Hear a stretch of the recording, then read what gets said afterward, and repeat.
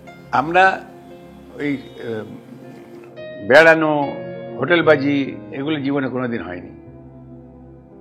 সবচেয়ে বড় কথা, আই লাভ ইউ কখনো বলা হয়নি, যেটা এখন প্রায়শই বলা হয়। আমি তোমাকে ভালোবাসি, আই লাভ ইউ, এসব কখনো বলা হয়নি। অনেক অনেক পরে যখন বাচ্চা টাচ্চা হয়ে গেছে আমাদের, তখন একদিনই বলেছিলাম, দেখো আমরা আমাদের জীবনে আমি তোমাকে ভালোবাসিটা বলা হয়নি। আমাকে বললো, আহা মরণ। যে ঈশ্বরকে সকাল থেকে রাত্রি পর্যন্ত ডাকছি, সে এসে আমায় ধরবে, তুলবে না, কারণ সে নেই, অস্তিত্বহীন একটি বস্তু। তাকে আমরা যারা ভালোবাসেন তাদের প্রতি আমার স্যালিউট রইল, তাদের প্রতি আমার শ্রদ্ধা রইল, ভালোবাসা রইল। যার যার ভাবনা তার তার কাছে। কিভাবে দেখেন এই রাজনীতি? রাজনীতি মানে কি, রাজনীতি তো থাকবেই, কিন্তু ব্যাপার হচ্ছে যেখানে মানুষ যারা অভিনয় করেন তাদের ওইটাতে প্রফেশন, সেই প্রফেশনটা যাতে ব্যাহত না হয়। আসল কষ্টটা হচ্ছে প্রফেশনটা, সেটা অনেকে যদি প্রাধান্য দেন যে আমার এটা রক্ষা করে ওটা করতে পারেন। যখন ওকে জড়িয়ে ধরেছিলাম, ওই যখন আমাকে জড়িয়ে ধরলো, তখন আমার সেই পুরোনো দিনের সেই মিরাক্কেলের সেই কথাটা মনে পড়ে গেল যে, জানো পরান্দা, আমি বাবাকে একটা নতুন বাড়ি কিনে দেবো। তখন কিন্তু আমার এই চোখের জলটা ওটার ক্যারেক্টারের চোখের জল ছিল না, ওটা অভিনেতার চোখের জলে রূপান্তরিত হয়েছিল। এটা শুধু একবার না, এর আগে আরো হয়েছে। কিন্তু আজকের ডেটের বাকিরা, মানে জিৎ, আবির, পরমব্রত, সবাই এরকম কারো জিৎ সম্পর্কে যদি কোনো ওদের সঙ্গে, হ্যাঁ জিৎ সবার, আমি কি সবাইকে আমার এত ভালো লাগে, সবাইকে আমার ভীষণ ভালো লাগে, কারণ যার যার জায়গায় তারা নিজের লড়াইয়ের যে জায়গাটা। সবাইকে বলে আমি রাজনীতি করি না, এটা আর এক ধরনের রাজনীতি। যারা বলেন ছাত্রদের রাজনীতি করা উচিত নয়, তারা আবার রাজনীতি করছেন, ওটা কিন্তু তারা রাজনীতি। তো কোনটা রাজনীতি কোনটা রাজনীতি নয়, অনেক রাজনীতিবিদই জানেন না। মানবতার ঊর্ধ্বে কোনো রাজনীতি নেই। এছাড়া আমি খুব ফাঁকিবাজ ছিলাম। আমি দেরি করে অফিসে যেতাম, তাড়াতাড়ি বেরিয়ে পড়তাম। এটা কোনো জাহির করে বলছি না, এটা এত সঠিক নয়, এতে কোনো বাহাদুরি নেই, কিন্তু আমি করতাম। আমার দুর্বলতার কথাই বলছি। আমি ৬২ সাল পর্যন্ত গোপ দাড়ি দুটোই রেখেছিলাম, যেমন গজায় আর কি। তারপরে ৬২ সাল থেকে কাটতে শুরু করলাম, ২০০০ সাল পর্যন্ত চাকরি করেছি, তো গোপ দাড়ি কেটে যেতে হয়। তবে যখন এই সিনেমায় ঢুকলাম, তখন তো এই টোটাল এই এরিয়াটা তো ইজারা দেওয়া আছে, হ্যাঁ, ফলে এটা যারা ইজারা নিয়েছে তাদের যখন খুশি তারা ফসল চাষ করছে। আমি নিজের ব্যক্তিগত ব্যথাও কখনো শেয়ার করি না, যতক্ষণ না পর্যন্ত আমাকে জিজ্ঞাসা করছি, তাও অবস্থা বুঝে তো আমি শেয়ার করি।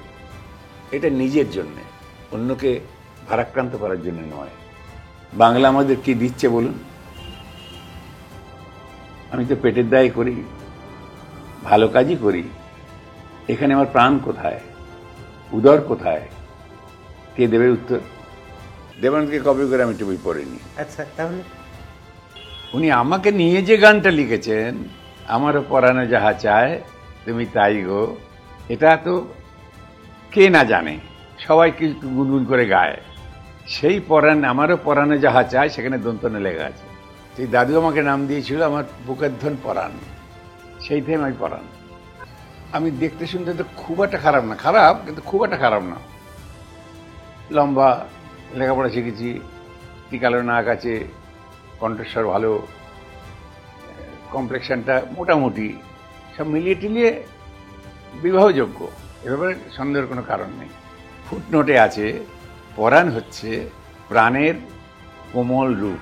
আর যতদিন পারবেন মজা করে, হেসে, নিজের দুঃখ বেদনাকে হজম করে, মানুষকে ভালোবেসে, মানুষকে হাসিয়ে দীর্ঘদিন বেঁচে থাকার চেষ্টা করুন। দুনিয়াটাকে যতদিন দেখবেন ততই আনন্দ। আরে মহাকালের নিয়ম, একদিন তো চলে যাবই, তো ওটা ভেবে লাভটা কি? আসলে আমি মৃত্যুকে ভালোবাসি না, আমি মৃত্যুকে অবহেলা করি, আমি তাকে ঘৃণা করি।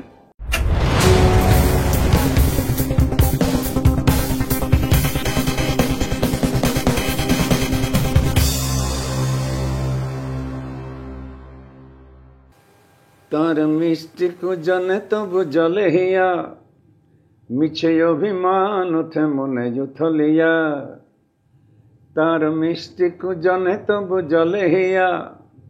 মিছে অভিমান ওঠে মনে জুথলিয়া, আজ সবাই কেহ না কেহ মরমিয়া। হায় একলাই আমার শুধু নাই প্রিয়া, দুষ্ট পাপিয়া বলে পিয়া পিয়া পিয়া পিয়া পিয়া। হায় কি যে করি মন নিয়া, সে যে প্রণয় হুতাশে ওঠে উথলিয়া। দুষ্ট পাপিয়া বলে পিয়া পিয়া পিয়া পিয়া। হায় কি যে করি মন নিয়া, সে যে প্রণয় হুতাশে ওঠে উথলিয়া। নমস্কার, আমি স্বরূপ দত্ত। আপনারা দেখছেন টলিউড ফোকাস কলকাতা। আর আজ আমার সঙ্গে কে আছে সিনে স্বরূপ অনুষ্ঠানে বলার প্রয়োজন বোধ করে না, কারণ কিভাবে শুরু হলো দেখলেন। পরাণ বন্দ্যোপাধ্যায় এত সুন্দর করে গান গেয়ে শোনালেন শচীন কর্তার। পরাণদাকে ফার্স্টেই জিজ্ঞেস করতে ইচ্ছে করছে। পরাণদা নমস্কার, আপনি কি অভিনেতা হয়ে ভুল পথে চলেন, নাকি গায়ক হয়ে জীবনটা কাটিয়ে দিতে পারতেন? খুব ভালো। না না, ভুলটা তো ডিটেক্ট হয় কখন, যখন সেটা ধরা পড়ে।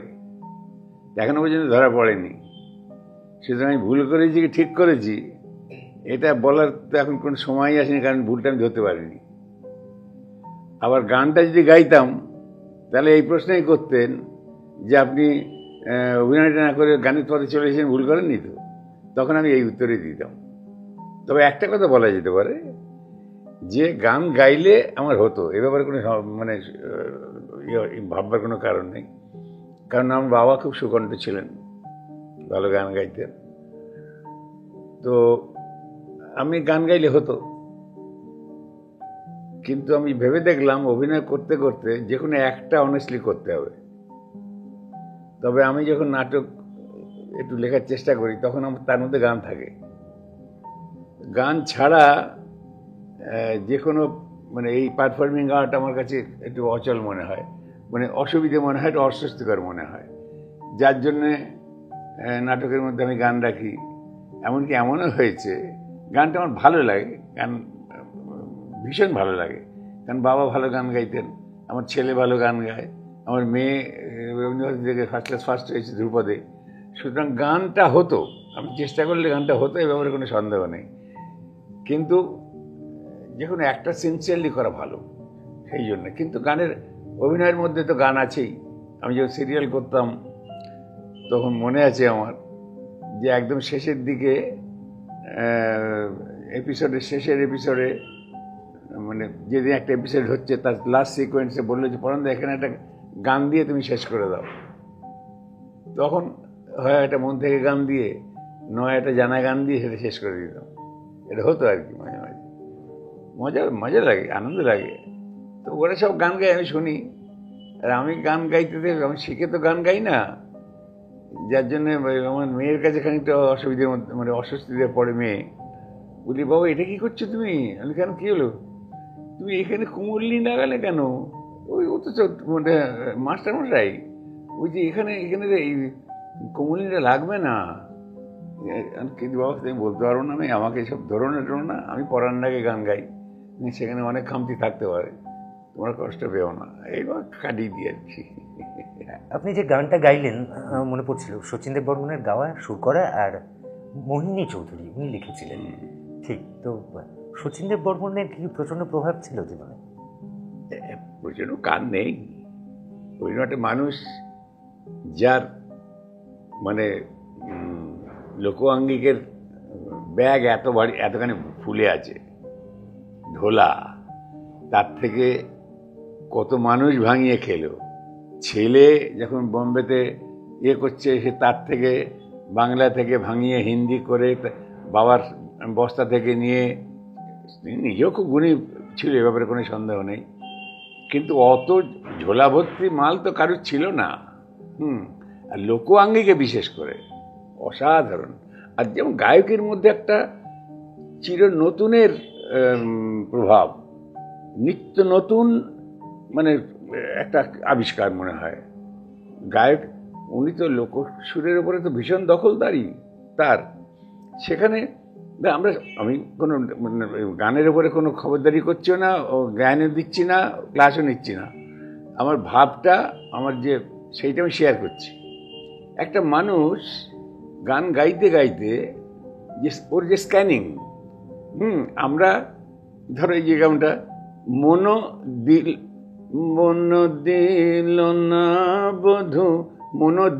না বধু, স্ক্যানিং। কোনো গানের মধ্যে এরকম বৈচিত্র্য তুমি পাবে, সর্বত্র নতুন নতুন বৈচিত্র্যে ভরা। ঘুম ভুলেছি গাইতে গিয়ে নাকে 15 সেকেন্ড 20 সেকেন্ড করে নাকে রয়ে গেলেন, ঘুম ভুলেছি নিজুম। তো সে অসাধারণ অসাধারণ। দর্শক বুঝতে পারছেন পরাণ বন্দ্যোপাধ্যায়ের ওপরে শচীনদেব বর্মনের কতটা প্রভাব রয়েছে। এই বিষয়ে যদি আমরা কথা বলতে থাকি, আমার মনে হয় পুরো ইন্টারভিউটা গান নিয়ে চলতে থাকবে। আপনারা এই মুহূর্তে দেখতে পাচ্ছেন না, আমাদের ঠিক উল্টো দিকেই একটু সুন্দর বাঁধানো ছবি রয়েছে, সেখানে দিলীপ কুমারের ছবি রয়েছে। পরাণবাবু একটু আগেই বললেন শচীনদেব বর্মন এবং বম্বে, দিলীপ কুমারের প্রভাব অভিনেতা পরাণ বন্দ্যোপাধ্যায়ের প্রভাব। হ্যাঁ, এটা ভালো বলেছ। কারণ আমি খুব ছোট তখন থেকে ছবি দেখি, এবং এখনো পর্যন্ত অনেকে ভালো আছেন, তাদের প্রতি শ্রদ্ধা জানিয়ে বলছি, এখনো আমার কাছে দিলীপ কুমারকে কেউ ছাড়িয়ে ওঠেনি। মানে ধরো অমিতাভ বচ্চন, সুপারস্টার, দারুণ অভিনেতা, সবার প্রিয়, আমারও প্রিয়। এমনকি এত প্রিয়, শক্তি বলে একটি ছবি বেরিয়েছিল 82 সাল, রমেশ সিপ্পি, 82, ঠিক। 3টে স্টেজে অভিনয় করেছে দিলীপ কুমার, পুলিশ অফিসার। সেখানে অমিতাভ বচ্চন ছিল। কয়েকটা মুহূর্তে মনে হচ্ছে যে অমিতাভ বচ্চন বোধহয় 2 নম্বর বেশি পেয়ে গেল। সুতরাং ওই একটি ক্যারেক্টার যাকে দিলীপ কুমারের পরে ভোলা যায় না। আর দিলীপ কুমার মানে তার ভঙ্গিমা আলাদা, তার স্টাইল আলাদা, সব কিছুই মানে কি বলবো। আমি একটা দাগ, তখন তোমরা হয়েছে করে জানি না, একটা ছবি বেরিয়েছিল দাগ বলে, একটা ছবি বেরিয়েছিল নিম্মি আর দিলীপ কুমার, 52 সালের। হ্যাঁ, তোমাদের জানার কথা। সেখানে একটা গান ছিল, হে মেরে দিল কে হিয়া উড় চল। তো এই গানটা 3টে ঢঙে গাওয়া হয়েছিল, সুর এক। এই 3টে ঢঙে অভিনয় করেছিল দিলীপ কুমার। একটা যখন এই প্রকৃতির মধ্যে দিয়ে হাসতে হাসতে আসছে, খোলা দিল। আর একটা যখন মদ্যপান করে একটু স্বার্থপরের মতো এনজয় করছে, সেই একটা। আর নিজের সামান্য একটু ভুলে মা অসময় মারা গেল, ওষুধ আনতে ভুলে গেছিল। Very good, very good. সেটা যখন জানতে পারলো, সে মদ্যপান ছেড়ে দিল, দিয়ে যখন চলে যাচ্ছে আবার, সেই সময় ওই একই গান এই 3টে ফর্মে গেয়েছিল। আমি বলছি যে গানটা একই ছিল, এটা বোধহয় রফির গান ছিল, ওই আর এক না। এদের তো যখন হতো তখন কে গাইছে, কি অভিনয়, সব দেখে শুনে তো সুরারোপ হতো, এবং তারপরে যে গাইছে সে আগে দেখে নিতে যে সিচুয়েশনটা কি, সেইভাবে সে কন্ট্রোল, সেভাবে মানে সুপার। সব একটা এদের প্রণাম করতে হয় প্রসঙ্গ উঠলেই। তো সেইটা অ্যাকর্ডিংলি অভিনয় করেছিল দিলীপ কুমার। দিলীপ কুমারের প্রতি আমার ছোটবেলা থেকে মধুমতি আমি 3-4 বার দেখেছিলাম। হ্যাঁ স্যার, আমরাও খুব দেখি। 58 সাল। বাহ, থ্যাংক ইউ। হ্যাঁ, পরে না মধুমতির নাম আনলেন, আমার একটা প্রশ্ন আছে, এটা দিয়ে আমরা বরং বাংলাতে ঢুকবো।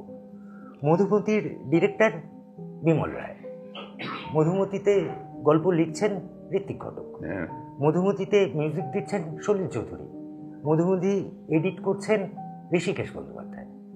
4টে স্তম্ভ একটি ছবির, 4জনই বাঙালি। পরাণদা সেই দিন কোথায়?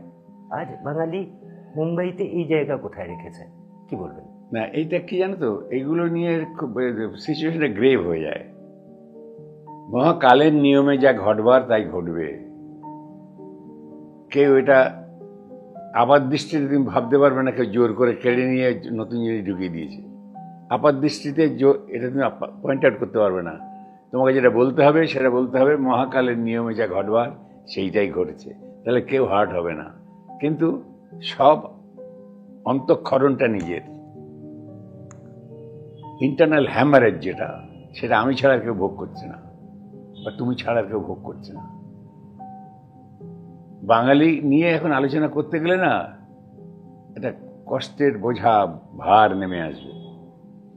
আমার যেটা মানে আমি বেশ করে সেটা সহ্য করতে পারি না। মজা ছাড়া, হাসি ছাড়া, এগুলো হচ্ছে একটা মানে ব্যথা ভোলা, কষ্ট ভোলার একটা ক্যামোফ্লেজিং জেস্চার। বিশেষ করে এই এজে প্রচুর ব্যথা আছে, প্রচুর কষ্ট আছে, আমি এগুলো শেয়ার করি না until and unless it is asked for. আমি নিজের ব্যক্তিগত ব্যথাও কখনো শেয়ার করি না যতক্ষণ না পর্যন্ত আমাকে জিজ্ঞাসা করছি, তাও অবস্থা বুঝে তো আমি শেয়ার করি। এটা নিজের জন্যে, অন্যকে ভারাক্রান্ত করার জন্য নয়। বাঙালির এই দুরবস্থা দেখে কষ্ট কে না পাচ্ছে, সব বাঙালিই পাচ্ছে। আবার এটাও মাঝে মাঝে কি যেন বলছে ফিস করে, বোম্বেতে প্রচুর বাঙালি, তারা কিন্তু একটা পজিশনে আছে, কিন্তু বাংলায় নেই কেন? বাংলা কি অপরাধ করলো? তার জন্মভূমি। এবার তারা কারণ যেটা বলবে, বাংলা আমাদের কি দিচ্ছে বলুন? আমি তো পেটের দায় করি, ভালো কাজই করি, এখানে আমার প্রাণ কোথায়, উদর কোথায়? কে দেবে উত্তর? কেউ উত্তর দিতে পারবে না। তো উত্তর যখন দিতে পারবো না, তখন আমি কেন বলবো যে তুমি বোম্বে গেছো? আমি যাইনি, আমি বহুবার আমন্ত্রণ পেয়েছি, আমি যাইনি। এখানে আমার যা আছে আমি তাই নিয়ে সন্তুষ্ট থাকবো। বাংলাতে এখানে যে সম্পদ আছে, মানে সাহিত্যের সম্পদ বলো, কালচারাল সম্পদ বলো, প্রচুর বাইরে থেকে নিয়ে যায় এখান থেকে আমাদের সাহিত্য সম্পদ যা আছে, তা আমরা ভুলেও তাকাই না। আস্তে আস্তে যেন আগে তো বেশ তাকাতাম, এখন একদম তাকানো ভুলে গেছি, মনে হয় দেখতেই পাই না। সবটাই তো তালুতে এসে গেছে, সারা পৃথিবীটাই তালুতে এসে গেছে। তাই এগুলা এ নিয়ে অনেক কিছু বলা যায়। তো মধুমতি আমি দেখেছিলাম কেন, দিলীপ কুমার তো প্রসঙ্গ ছিল। দিলীপ কুমারের ওখানে দুটো সিকোয়েন্স ছিল যেটা আমাকে 3 বার দেখতে বাধ্য করেছিল। আমার তো ফেভারিট, তো ভীষণ ফেভারিট, ওই জন্য ওই ছবিটাই রেখেছি। আর সারা পৃথিবীর মানুষের ফেভারিট যে ওই যে গোপালা লোকটা, হ্যাঁ, ওই জন্য রেখেছি। ওখানে একটা দৃশ্য নিয়েছিল, তুমি নিশ্চয়ই জানো, সেই ঝড় জলের রাতে যখন দুজনে এসে গাড়িটা খারাপ হয়ে গেছে, ভেঙে পড়েছে গাছ, ওইখানে সে আশ্রয় নিল, সেই সময় লন্ঠনাতে একজন এসেছিল, মনে আছে? পুরোনো দিনের কথা মনে পড়ছে। হ্যাঁ, যখন পর্দাটা উঠছে, ওখানে একটা বড় ছবি ছিল, তার একটা হালকা দাগ আছে, সেই দিকটা তাকিয়ে আছে, আর পর্দাটা উঠছে আর মুখে লাগছে।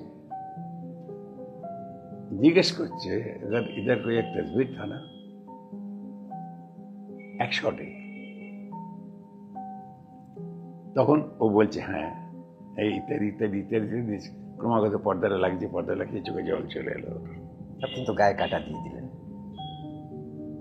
হ্যাঁ, একটা শটে সেই পুরনো দিনের সেই কথাগুলো তার মনে পড়ছে, আর এক শটে চোখে জল চলে এলো। তাকে ভালোবাসবে তো কাকে ভালোবাসবে বলো? আর একটা ছিল, ওই মধুমতি এখন মারা গেছে, সেই সময় প্রাণ নাবজি সিঁড়ি দিয়ে, আরও মধু করে খুঁজে হয়রান হয়ে গেছে, হয়ে যখন ওই বাড়িটার মাঝখানে সে দাঁড়িয়েছে, ওইখানে প্রাণ সিঁড়ি দিয়ে নাবছে, ও বুঝতে পেরে গেছে যে ওকে মারা হয়েছে। ওর কাঁধে একটা ব্যাগ ছিল, সেই ব্যাগটাকে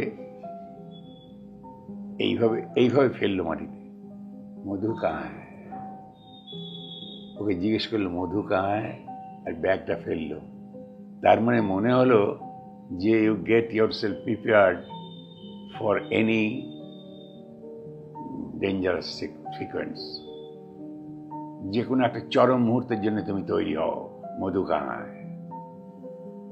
এই দুটো মানে সিকোয়েন্সের জন্য আমি তিন চারেক দেখেছি। মধুমতি থেকে একটু বেরোলাম, দিলীপ কুমার থেকে বেরিয়ে বাংলাতেই আসবো। বাংলায় আসার আগে আরেকটা জিনিস জিজ্ঞেস করা, পছন্দ এত বা প্রভাব এত দিলীপ কুমারের, কিন্তু এই যে আপনার টুপি পরার স্টাইলটা, এটা তো দেবানন্দের সঙ্গে বেশি যায়। দেবানন্দ মানে টুপি পরা, ক্যাপ, আপনার টুপি পরার পেছনে না দেবানন্দ, ওই দেবানন্দকে কপি করে আমি টুপি পরিনি। আচ্ছা, তাহলে এই টুপি পরার কোনো রহস্যও নেই, কোনো সিকোয়েন্সও নেই। ওকে যেদিন হারালাম সেই দিন থেকে টুপি বললাম বলে কোনো ছোট গল্পও নেই, কিচ্ছু নেই। হ্যাঁ, কারণ এই যে আমার টুপি পরতে ভালো লাগে, আর টুপি পরলে আমাকে তাড়াতাড়ি চেনা যায়, এই জন্য আর কি। আর নইলে আমি টুপি ছাড়া অভিনয় তো করি, ঠিক তখন তো মানুষ আমাকে দেখছে। বাইরের পরান এটা, আর অভিনয় যখন করি তখন টুপি ছাড়া পরান। স্যার, বাঙালির কথা বলি, বাঙালির কথা বলতে বাঙালির সেই অর্থে এক গৌরব, তার কথাই বলি, নামে পড়ে আসছি বললেই। এমনটা কি হতে পারতো, আমি যা শুনেছি বা পড়াশোনা করেছি, যে এমন একটা হওয়ার সম্ভাবনা প্রায় হয়ে গেছিল যে পরের দিন বাংলার সমস্ত খবর কাগজগুলো এরকম লেখা বেরোবে, ঋত্বিক ঘটকের হাতে না চাইতেও খুন হয়ে গেলেন পরাণ বন্দ্যোপাধ্যায়। এমন ঘটনা প্রায় হয়ে গেছিল, যদি স্মৃতিচারণ করেন দর্শকদের সঙ্গে। না মানে ঋত্বিকদার একটা নাটক করেছিলাম আমরা, সাঁকো বলে। আমি তখন প্রাচী তীর্থতে অভিনয় করতাম।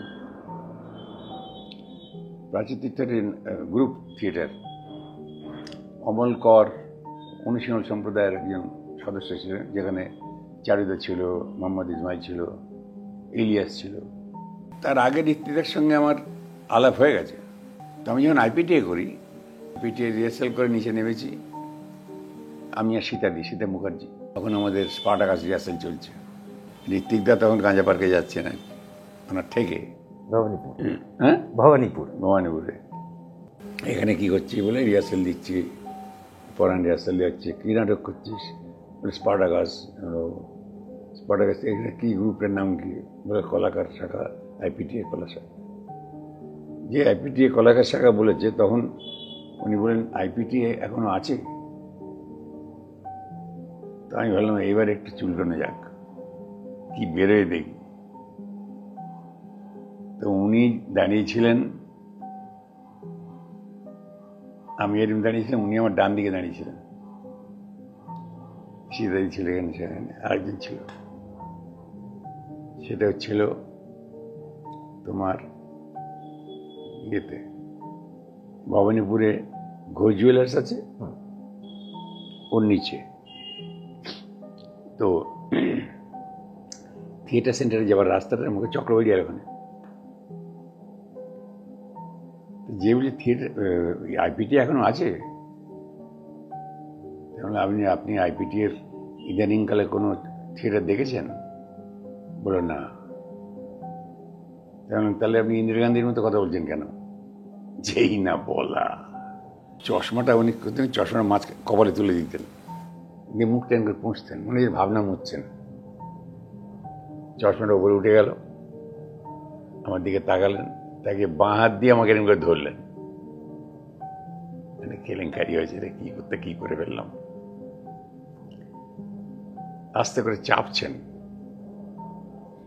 তারপরে কিছুক্ষণ চুপ করে রইলেন। কি অপরাধ করে ফেললাম, অন্যায় করে ফেললাম, এরপর কোনো প্রশ্ন করবেন হয়তো, আমি উত্তর দিতে পারবো না। তারপরে যদি উনি আমাকে ছোট বড় কোনো কথা বলেন, উনি এইভাবে কাউকে বলেন না কখনো, কিন্তু কোথাও যদি ব্যথা লেগে গিয়ে থাকে তাহলে তো উনি ছেড়ে কথা বলবেন না আমাকে। চাপছেন, চাপতে চাপতে বলছেন, ঋত্বিক ঘটক কোনোদিন কালচারাল বেইমানি করেনি। তাই বললাম, সেই জন্যই তো আমরা যারা কালচারালি আপনাকে চিনি, জানি, বুঝি, ভালোবাসি, তাদের মাথাটা সবসময় আপনার পায়ের দিকে থাকে। এইভাবে তারপরে ডান হাতটা আমার বুকের উপর দিয়ে হাত দিয়ে টানছে, বাঁ হাত দিয়ে ধরা। অনেক চড়াই, অনেক উতরাই, অনেক চড়াই টানছেন। আমার মনে হচ্ছে আমার দম বেরিয়ে যাবে এক্ষুনি, ভেতরে রক্ত জল হয়ে যাবে, একটা কিছু হবে আর কি মনে হচ্ছে। ভেতরটা যে কি হচ্ছে আমি বোঝাতে পারবো না। আমার তখন মনে পড়লো সেটা কতখানি সত্যি, কতখানি মিথ্যা, কতটা আমি স্বীকার করি সেটা পরের কথা। কিন্তু ওটা সেই মুহূর্তে ফ্ল্যাশ করলো যে রামকৃষ্ণ নাকি স্বামী বিবেকানন্দের গায়ে হাত দিয়ে কী সব বলে টলেছিল, সেই সময় তারা শিরণ টিরণ জেগেছিল। আমার ওই অনুভূতির কথাটা মনে পড়লো। ওই অনুভূতি কী হয়েছিল আমি জানি না, সত্য মিথ্যা যাচাই করিনি, কিন্তু আমার ওইটা ফ্ল্যাশ করলো যে তাহলে এরকম হয়তো মানুষের। আমার ভেতরটা কেউ যেন একটা অবসের মতো হয়ে যাচ্ছে। হ্যাঁ, একটা ভেতরে রক্ত চলাচল কি বন্ধ হয়ে যাচ্ছে না, কি একটা অস্বাভাবিক লাগছে আর কি। ক্রমাগত হাত দিয়ে টানছেন, অনেক চড়াই, অনেক উতরাই, পথ হাঁটো, পথ হাঁটো। আর আমি স্টিল মানে কিরম যেন একটা নিশ্চল হয়ে দাঁড়িয়ে রইলাম। তারপরে করে ছেলেটি বললাম, তুই কোথায় যাবি? বলে আমি একটু মদ্যপান করতে যাব। তারপরে বিড়ি কিনতে গেল, উজ্জ্বলকে বললো বিড়ি কিনতে। বিড়ি কিনে সবাইকে ইয়ে করে হাঁটতে হাঁটতে ওইখান থেকে ডান দিকে চলে যাবে আর কি, চলে গেল। আমি ওই যে ছেড়ে দিলেন আমাকে, আমি তখন ওই সামনে একটা মিষ্টির দোকান ছিল, সেই মিষ্টির দোকানের ওই বেঞ্চি পাতা ছিল, সেখানে গিয়ে আমি বসে রইলাম। মিনিট 20-25 বসেছিলাম। তারপরে সেখান থেকে আমি রিলিফ পেয়ে বাড়ি এলাম। সে আমি ভুলবো না কোনো দিন। ওই মানুষটা কি জানো তো, ওই মানুষটা মাঝে মাঝে নিজেকে ধিক্কার দেয়, তখন নেশা করে, মানুষের সঙ্গে মনে হয় সে মানে নিজেটা গ্যালিভার আর সব গিনিপিগ, সব লেলিপোট। তখন ভাবে যে একবার বলবো, দুবার বলবো, 3বার বলতে হবে কেন? আমি যেটা বুঝি সেটা ওদের বুঝতে 2 দিন লাগে কেন সময়? আমি তো 1 মিনিটে বুঝি, 2 মিনিটে বুঝি, 1 ঘন্টায় বুঝি, এদের এত সময় লাগে কেন? কি করে আমি এদের সঙ্গে মিশবো? আর আমরা এইভাবে দেখে বলি পাগল, মাথা খারাপ বলি, আর আমাদের এইভাবে দেখে। তুলনা হয় না, ওর তুলনা হয় না, ওর তুলনা হয় না। ও যে কি মানুষ, ধুম করে একটা ছিটকে পড়ে না, মানে কি বলবো, ক্ষেত্রচ্যুত হয়ে যখন ভূমির উপরে এসে পড়ে, সেই জায়গাটা যেন কেমন হয়ে যায়।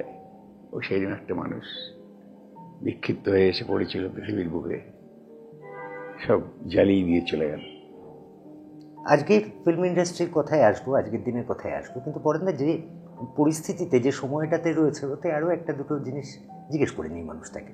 তাহলে একটু আগে আপনার মুখে শুনলাম কথা হচ্ছে ঋত্বিক ঘটককে নিয়ে।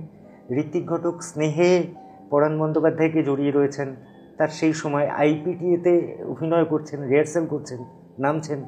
আপনি নাম নিলেন চারু মজুমদার। চারু মজুমদার আপনার থিয়েটার দেখছে, অভিনয় দেখছে। হ্যাঁ, এই পরিমণ্ডলে সেই পরাণ বন্দ্যোপাধ্যায় মানুষটা কেমন ছিল স্যার? আপনার পাশে ঋত্বিক ঘটক, চারু মজুমদার, চারুদার সঙ্গে আমার সেইরকম ইয়ে হয়নি। আমরা যখন এই সাঁকো করছি, হ্যাঁ, ঋত্বিকদার সাঁকোটা করছি মিনের বাতে। হ্যাঁ, তো সেই সময় একটা সিকোয়েন্স ছিল, আমি একটা খড়ের বাঁশে হেলান দিয়ে আধশোয়া এসে চোখ বন্ধ করে আছি, আমার মাথায় এসে জল ঢেলে দেবে গীতা ভট্টাচার্য, যেটা রাজেশ্বর ভট্টাচার্যের স্ত্রী। আমি তখন চোখ আধ খোলা করে দেখছি, ফার্স্ট রোতে বসে আছে, চারুদা বসে আছে, আরও কে কমনে বসে, আমি চারুদাকে দেখছি। ওইটা মানুষ মানে দেখে মনে হচ্ছে যে, তোমরা তো দেখেছো হয়তো, মানে 6 টাকা কেজি বরফ দেওয়া পোনা মাছের চোখ যেরকম হয়, সেই রকম তাকিয়ে আছে, কোনো ভাবলেশহীন। অথচ ওই মানুষটা যখন অভিনয় করে, চোখের পলকে সব চেঞ্জ হয়ে যায়, মানে এইরকমভাবে তাকিয়ে আছে। আমি ভাবছি কী রে বাবা, লোকে দৃষ্টিহীন নাকি, দেখতে পাচ্ছে না, কোনো অভিব্যক্তি নেই, কিচ্ছু নেই, একটা নিষ্পলক তাকিয়ে আছে আমার দিকে। হ্যাঁ, খুব হতাশ হয়েছিলাম যে এটা দেখে কোনো উচ্ছ্বাস নেই আর কি, কিন্তু প্রচণ্ড উচ্ছ্বাস, এ ব্যাপারে কোনো সন্দেহ নেই। যাদের সঙ্গে আমার এমনি কোনো আলাপ ছিল না, আমি ওই মুহূর্তে দেখেছিলাম ওনাকে। কারণ তারপরে আমরা যখন অভিযান দেখলাম, অসাধারণ।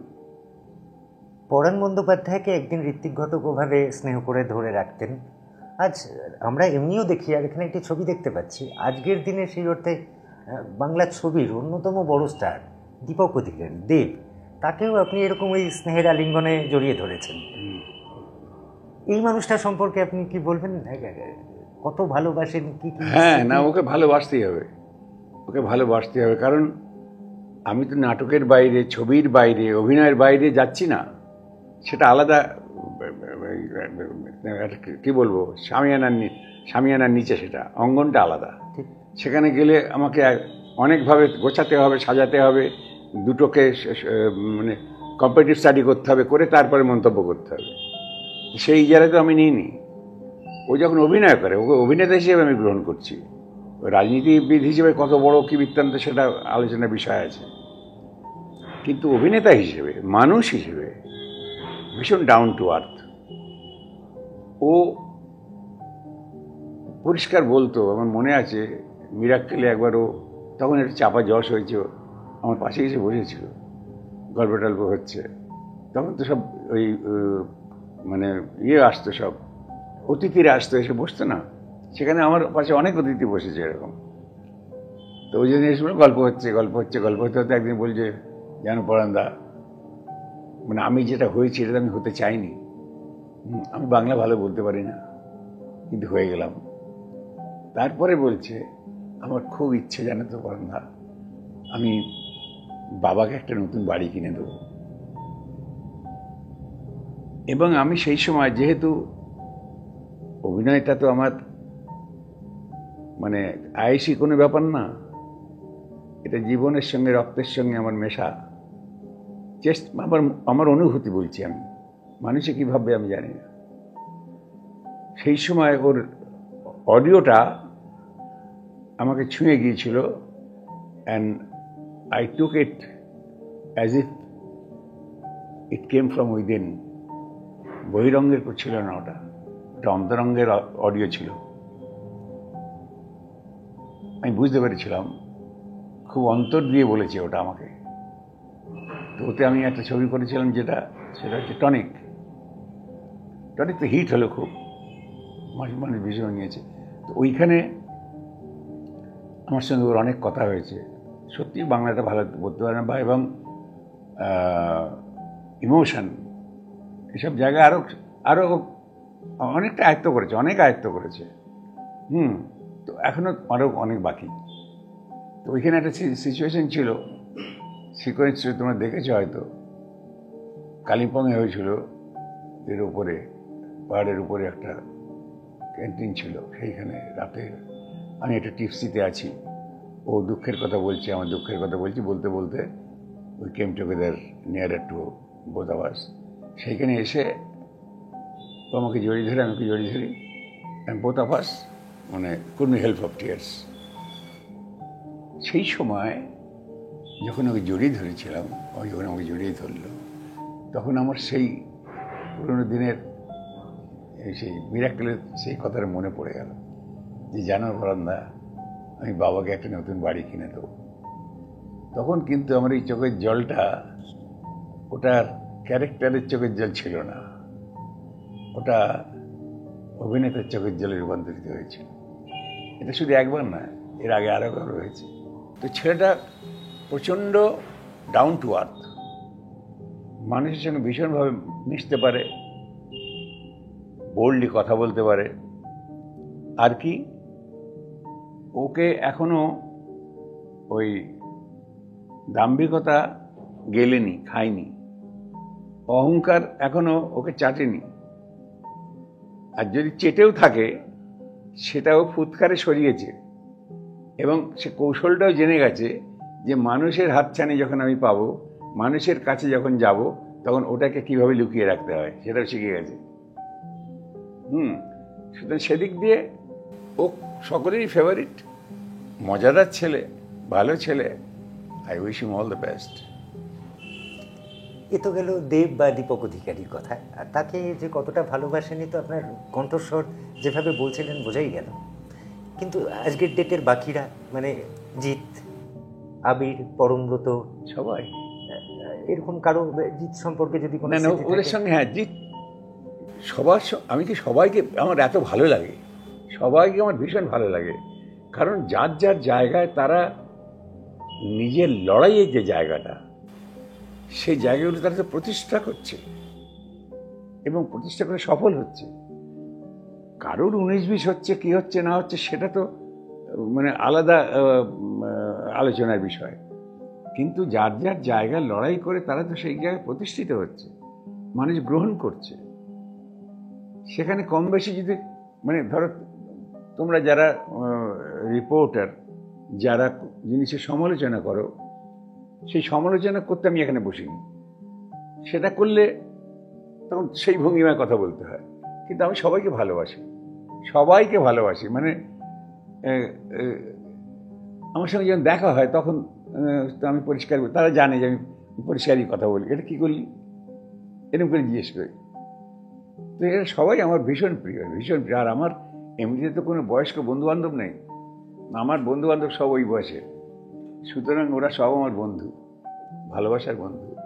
ধরুন দীপক অধিকারী বা দেব বা অন্য অনেক অনেক নামই বলতে পারি, তারা যেমন একটি রাজনৈতিক দলে নাম লিখিয়েছে, তারা রাজনীতি করে সক্রিয়ভাবে।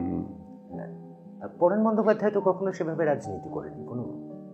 না, রাজনীতি আমি তো মানে আমার তো একটা ভাব, সব মানুষের কিন্তু একটা রাজনীতির, এটা আমরা আলোচনায় আনলে তাই সবাইকে বলে আমি রাজনীতি করি না, এটা আর এক ধরনের রাজনীতি। যারা বলেন ছাত্রদের রাজনীতি করা উচিত নয়, তারা বা রাজনীতি করছেন, ওটা কিন্তু তারা রাজনীতি। তো কোনটা রাজনীতি কোনটা রাজনীতি নয়, অনেক রাজনীতিবিদই জানেন না। প্রত্যেক মানুষের নিজস্ব একটা আদর্শ থাকে, সব মানুষের। সব মানুষের মধ্যে আমিও পড়ি, তো আমার তো একটা আদর্শ আছে। এখন কোনো সামিয়ানার নিচে গিয়ে, কোনো পতাকা তলে গিয়ে সেইটা সোচ্চারে প্রকাশ করি না বলে আমি রাজনীতিহীন, এটা ভাবার কোনো কারণ নেই। বোঝা গেল পরিষ্কার। যেহেতু এতগুলো কথা বললেন, এই একটি লাইন আমি জুড়ে দিই দর্শকদের জন্যে। পরেনদা কিছু বলতে চাইলে বলতেও পারেন, না চাইলে না বলতে পারেন। পরেনদা মতাদর্শ, মতবাদ বা তার ভাবনা চিন্তার কথা বললেন। পরেনদার ঘরে যেমন দিলীপ কুমারের ছবি আছে, সত্যজিৎ রায়, মৃণাল সেন, ঋত্বিক ঘটকের ছবি আছে, পরেনদার অনেক ছবি আছে, চার্লি চ্যাপলিনের ছবি আছে। পরেনদার ঘরে কিন্তু কার্ল মার্কসেরও একটি ছবি আছে। পরেনদা এই বিষয়ে কিছু বলবেন? ছবিটা কিন্তু এমনি এমনি রাখিনি আমি, যাকে ভালো লাগে তার ছবি কাছে রেখেছি। কারণ তার যে মতবাদটা, বৈজ্ঞানিক বস্তুবাদ, আমার ওনার সম্পর্কে খুব একটা পড়াশোনা কিছু নেই, কিন্তু ওনার কিছু ওনার অনুসারী যারা, তাদের কিছু লেখা আমি পড়ে আমি মানে কনভিন্সড হয়েছি, আমার ভালো লাগে। যে বৈজ্ঞানিক সমাজবাদ, বিজ্ঞান ছাড়া পৃথিবী অচল এখন। সেই একটা দর্শন, যে দর্শনটা বিজ্ঞান ভিত্তিক, কোনো শুধুমাত্র বিশ্বাস করা নয়, সবটাই বিশ্বাস নির্ভর নয়। আমার সামনে কোনো লজিক, কোনো বৈজ্ঞানিক যুক্তি না এলে আজকে পৃথিবীর মানুষ কোনো জিনিস গ্রহণ করে না। তো আমি তো এই পৃথিবীরই মানুষ, সুতরাং আমি সেই বিজ্ঞানকে বিশ্বাস করি। সেখানে যেখানে বলা হয়েছে পৃথিবীটা হচ্ছে মানে এই বস্তু জগৎ, এটা পরিবর্তনশীল, তো কে এর অস্বীকার করবে? কে অস্বীকার করবে? এই ধরো একটা এই টেবিলটা দীর্ঘদিন যদি এখানে রেখে দিই, জল, হাওয়া, বৃষ্টি, রোদ পেয়ে আস্তে আস্তে আস্তে আস্তে এটা ক্ষয়ে যাবে। এর একটা কোয়ালিটেটিভ চেঞ্জ আসবে। এই যে একটা ইট, নতুন ইট তুমি আমি রেখে দিলাম ঘাসের উপরে, 1.5 মাস ফেলে রাখলাম তুমি, ওটা ইটটার কালারটা চেঞ্জ হয়ে গেছে, লাল আর নেই। এবং ইটটাকে তুলে দেখো ঘাসটা হলদে হয়ে গেছে। তাহলে এই যে কোয়ালিটেটিভ চেঞ্জ হচ্ছে, মানে বস্তু জগতে একটা কোয়ালিটেটিভ চেঞ্জ হচ্ছে, এই যে বিজ্ঞান, এই বিজ্ঞানটাকে অস্বীকার করবে কে? তো সেই বিজ্ঞানের উপর নির্ভর করে যদি বলা যায় যে এই বস্তু জগৎ পরিবর্তনশীল, তাহলে এটা না বিশ্বাস করে উপায় কি আছে? তা আমি যদি বিশ্বাস করি, আমার অপরাধটা কোথায়? সব মানুষই তো বিশ্বাস করবে, এটা কারণ বিজ্ঞান ভিত্তিক। এটা তো এটা যদি রাজনীতি ভাবনা হয় তাহলে বেশ, আমি রাজনীতি করি। কিন্তু আমি বললাম তো, রাজনীতি কোনো কারোর তো এগুলো তো মানে কি বলবো, কিন্তু ব্যক্তিগতভাবে কারোর নিজস্ব নয়, মানে ব্যক্তিগত নয়, মানে কারোর তো ওইটাকে কি বলে, কপিরাইট। হ্যাঁ, কপিরাইট নয়। হ্যাঁ, তাহলে আমার নিজের জিনিস আমার নিজের কাছে আছে, আমার নিজের যেটা ভালো লাগে সেটা। আমি অন্য সব গান বাদ দিয়ে আমি সজীবতার গান গাই, ভালো লাগে তাই। এই দর্শনটা ভালো লাগে, আমি মনের মধ্যে সেই দর্শনটা রেখে দিয়েছি, বেশ। এই প্রসঙ্গে আরও একটা লাইন জিজ্ঞেস করে নেব, নিশ্চয়ই এরকমভাবে আমারও বলানোর চেষ্টা নেই, পরানদাও বলছেন না, কিন্তু মার্কসকে যারা মানেন বা যারা মেনে চলেন আমাদের রাজ্যে, তারা অনেক দিন ছিলেন টিলেন, যাই হোক, আপনি যে অঞ্চলটায় থাকেন সেই অঞ্চলে এই মার্কসদের মেনে চলা এক বড় জনদরদী নেতা থাকতেন এই পৃথিবীটায়, চলে গেছেন, সুভাষ চক্রবর্তী। ওনার সঙ্গে কোনো সখ্যতা কিছু ছিল? হ্যাঁ, দেখো, এটা কি জানো তো, যেহেতু সে একটা পার্টি করত, সেই জন্য সে ভালো, সেই জন্য সে আমার কাছে মানুষ তা নয়, মানুষ হিসেবে সে আমার কাছে ভালো ছিল। এইরকম যারা এরকম অনেক আদর্শে বিশ্বাস করেন, অনেক দর্শনে বিশ্বাস করেন, তাদের মধ্যে এমন অনেক মানুষ আছে যাদের সঙ্গে কথা বলতে ইচ্ছা করে না। এরকম আছে যে একটা আদর্শকে বিশ্বাস করব, মনে পালন করব, তার উপরে শ্রদ্ধা থাকবে, অথচ আমার ব্যক্তি কাজগুলো হবে একদম অন্য ধরনের, একদম উল্টো দিক। তাকে বিশ্বাস করা আমার মানে স্বভাব বিরুদ্ধ। এই দর্শনটাকে আমি বিশ্বাস করি। আচ্ছা, তুমি সুভাষের কথা বলছো, সুভাষ ছিল মানে জননেতা, মানে জনগণের পরিচিত নেতা আর জনপ্রিয় নেতা। ও ছিল জনপ্রিয় নেতা, ও সবার ডাকে সাড়া দিত, irrespective of all thoughts and religion and ages, সে সাড়া দিত। তাকে দেখে তো সবাই মুগ্ধ, আমিও মুগ্ধ। যে তো বাদ বিচার করে না, সে যে রাজনীতি করুক না কেন, সে সবার দুঃখে, সবার অসহায় অবস্থা, সবার সাহায্যে সে রাজি। মানবতার ঊর্ধ্বে কোনো রাজনীতি নেই, ওই দাঁড়িয়ালা লোকটা বলে গেছে, মানবতা হচ্ছে শ্রেষ্ঠ রাজনীতি। রাজনীতির বাইরে একটু বেরিয়ে বরং আসি যে আপনার জীবনের বেশিরভাগটাই তো অভিনয়, এবং সেটা থিয়েটার, বড় ভালোবেসে প্যাশনেটলি প্রাণটা থিয়েটারই বোধ হয়। তো থিয়েটারে কাকে দেখে, কেউ আদর্শ ছিল কিনা, কাকে দেখে মনে হলো ঝাঁপিয়ে পড়ি থিয়েটারের এই সাগরে? আসলে কাউকে দেখে তো আসেনি। আমি যখন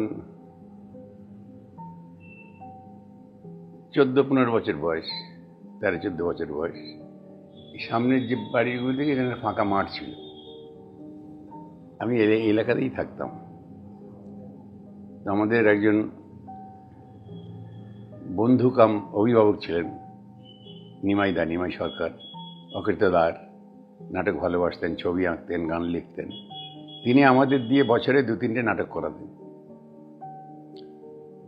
তো সেই অসংযত আবেগ তাড়িত হয়ে নাটক করতাম। তো সেখানে যেভাবে প্রশংসিত হয়েছি, এমনকি আমি সোনার মেডেল পেয়েছি।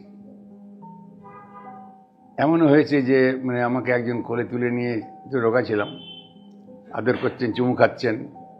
নাটক হয়ে গেছে তার পরের দিন। আমি ভয় পেয়ে গেছি, কালকে লোকটাকে ভালো দেখলাম, আজকে পাগল হয়ে গেল, কোলে তুলে নিয়ে চুমু খাচ্ছে, চটকে চাপ দিচ্ছে। নিমাইদা বেরোলো, নিমাইদা বন্ধু, বলে সেটা কি করেছে কালকে অমুক্ত সুখ করে আমাকে প্রশংসা করছে। আমাকে চুমু খেলেন, আমাকে আদর করলেন। তো এরকম ভালোবাসা আমি তখন পেয়েছি অনেক। তখন মনে করি থিয়েটার করলে এত ভালোবাসা পাওয়া যায়, তাহলে পড়াশোনা করে কী দরকার, এসব ভাবনাগুলো ছিল। কিন্তু যা করতাম সবটাই তো অসংযত আবেগ তাড়িত হয়ে। তারপরে স্কুল লাইফে করেছি, কলেজ লাইফে করেছি, চাকরি জীবনে করেছি। চাকরি জীবনে তখন রেওয়াজ ছিল যে অফিসে যে কালচারাল ক্লাব ছিল না, অর্গানাইজেশন, তারা বৎসরান্তে একবার রিপু দমন হতো আর কি। নাটক মানে তো ওখানে এই হতো, তো সে কালচারাল ফাংশন হতো, সেখানেও করেছি। তারপরে চাকরিতে ঢুকলাম, তারপরে 1965 সালে, আমি 64 সালে একটা গ্রুপে গেলাম, অফিসে নাটক দেখে অমলকর তার গ্রুপে আমাকে নিয়ে গেল। তো নিয়ে গিয়ে সেখানে ঋত্বিকদার সঙ্গে করলাম। তারপরে এখন যে বাল্মীকি চট্টোপাধ্যায়, হ্যাঁ, সাংবাদিক, ওর বাবা মুকুলেশ চট্টোপাধ্যায় হ্যাঁ। প্রাচীতিত্বে একসঙ্গে অভিনয় করতো। বাবা ভালো গান গাইতো, রবীন্দ্রসঙ্গীত শিল্পী, সুরেলা কণ্ঠ। বাল্মীকিও গাইতো, এখন ছেড়ে দিয়েছে। তো সেইখানে ঋত্বিকদার সঙ্গে করেছিলাম। তারপরে 1 বছর বাদে আমি এটা ছেড়ে দিলাম। দিয়ে তারপরে আমি আমার অফিসেই একজন ছিলেন সুপ্রিয় সর্বাধিকারী, সে আইপিটিএ করতো ওই রাজবাড়ির মোড়ে একটা প্রাইমারি স্কুল, সেইখানে রিহার্সাল হতে হতে। আর আমার অফিসটাও ছিল কাছে, ওয়াকিং ডিস্টেন্স। ওই একটা প্রস্তাব দিল যে শুনেছি আপনি তো অভিনয় করেন, আমাদের গ্রুপে করবেন। জানিস, হ্যাঁ ভালো লাগলে করবো। সেই ওখানে গেলাম। সেইখান থেকে আমার আইপিটিএতে, ওটা ছিল আইপিটিএর কলাকার শাখা। এই যে আইপিটিএতে যখন আমি ঢুকলাম, তখন এই যে আগের কথাগুলো বললাম, এই কথাগুলো বলার সাহস এবং ক্ষমতা, এবং অল্প বিস্তর দক্ষতা ওইখান থেকেই পাওয়া। তখন বুঝলাম যে এতদিন যে নাটক করেছি, না বুঝে করেছি।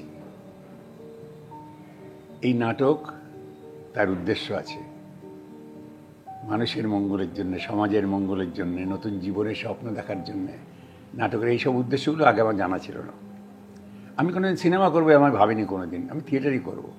তারপরে চুটিয়ে আইপিটিএ করেছি, চুটিয়ে আইপিটিএ করেছি। তার জন্য অনেক অনেক কিছু, বিরাট গল্প সেটা। তো তখন আস্তে আস্তে আস্তে আস্তে আস্তে আস্তে আমি বুঝতে পারলাম, এই যে দর্শনের সন্ধান পেলাম। তো আমি আমার গরিব মানুষের কাছে যেতে হতো, দিশেহারা মানুষ, পথহারা মানুষ, গৃহহারা মানুষ, অন্নহীন মানুষ, তাদের কাছে যেতে হতো তো নাটক নিয়ে।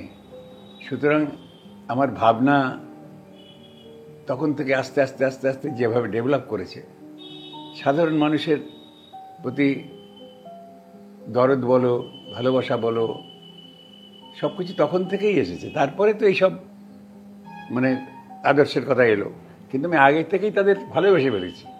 তাদের কাছে যেতাম, সেই মানুষগুলো যেভাবে আপ্যায়ন করত, তারা নাটক দেখে গালিগালাজ করছে, আমি এটা মানে হয়তো তাদের অপ্রিয় একটা চরিত্রে অভিনয় করছি, ব্যাস তা দিয়ে আমাকে গালিগালাজ করেছে। তখন বুঝতে পারছি যে আমার সার্থকতাটি বুঝতে পারছি। তো সেই সব মানুষকে তো ভালোবেসে ফেলেছি আমি। এই ভালোবাসা তো আর উইথড্র হবে না এই জীবনে। তো ওদের ভালোবাসলে এই দর্শনটাকে ভালোবাসতেই হবে। এভাবে কোনো আমি দর্শনটা পড়ে ফেলেছি, অল্প বিস্তার পড়েছি, সবটা জানি না। তো এইভাবে বাধা পড়ে গেছি। একটা রাজনৈতিক মন তো ভেতরে আছেই, একটা দর্শন তো ভেতরে থাকবেই। কিন্তু এটা তো সঙ্গে সঙ্গে এটাও বলতে হবে, দর্শন কারোর 14 পুরুষের কেনা নয়, বা কারোর কপিরাইট নয়। আমি সারা জীবন ওটা বুকে নিয়ে পথ হাঁটতে পারি, তাতে কারোর কিচ্ছু বলার নেই। পরের প্রশ্নটা করার আগে এক লাইন বলে নেওয়া, বাল্মীকিদার কথা উঠলো। বাল্মীকিদা আমার প্রাক্তন সহকর্মী। বাল্মীকিদা, তুমিও নিশ্চয়ই দেখবে, ভালো থেকো। পরানদা, পড়াশোনার কথা বললেন, আবার সরকারি চাকরি করেছেন দীর্ঘদিন। পড়াশোনায় কেমন ছিলেন, আর চাকরি লাইফ নিয়ে যদি কিছু বলতে চান? দুটোতেই আমি ছিলাম একদম অগা। চাকরি জীবনে আমি ছিলাম most unwelcome employee in the department. আর পড়াশোনার ক্ষেত্রে নেহাত মানে পড়াশোনা না করলে, আমাদের নিমাইদা বলতেন যে পড়াশোনাটা করতে হবে, পড়াশোনা না করলে গাঁট কাটতেও পারবে না। গাঁট কাটার জন্য পড়াশোনা করতে হয়। যে পেট যে চলবে, যদি গাঁট কেটে পড়াশোনা মানে পেট চালাতে যাও, তাহলে পড়াশোনা করতে হবে। তো সেই হিসেবে পড়াশোনাটা করতাম। পড়াশোনা আমি খুব ভালো ছিলাম না, কিন্তু একটা অর্থনৈতিক অস্বাচ্ছন্দ্য ছিল প্রচুর। তখন পারিবারিক হিতকারী সভা থেকে একটা সাহায্য পেতাম আমি। এটা ঠাকুর পরিবারের একটা আমাদের ওদের সঙ্গে আমাদের পরিবারের একটা বংশের একটা সম্পর্ক ছিল। যাই হোক, সেখান থেকে এটা পেতাম। সেটা আমি ওই ক্লাস 10 পর্যন্ত পেয়েছিলাম। তো আমাকে সাহায্য পেয়ে যখন পড়াশুনো করছি তখন একটু সিরিয়াস হয়ে করতে হবে, কিন্তু পড়াশোনা ভালো লাগতো না। কোনো রকমের মানে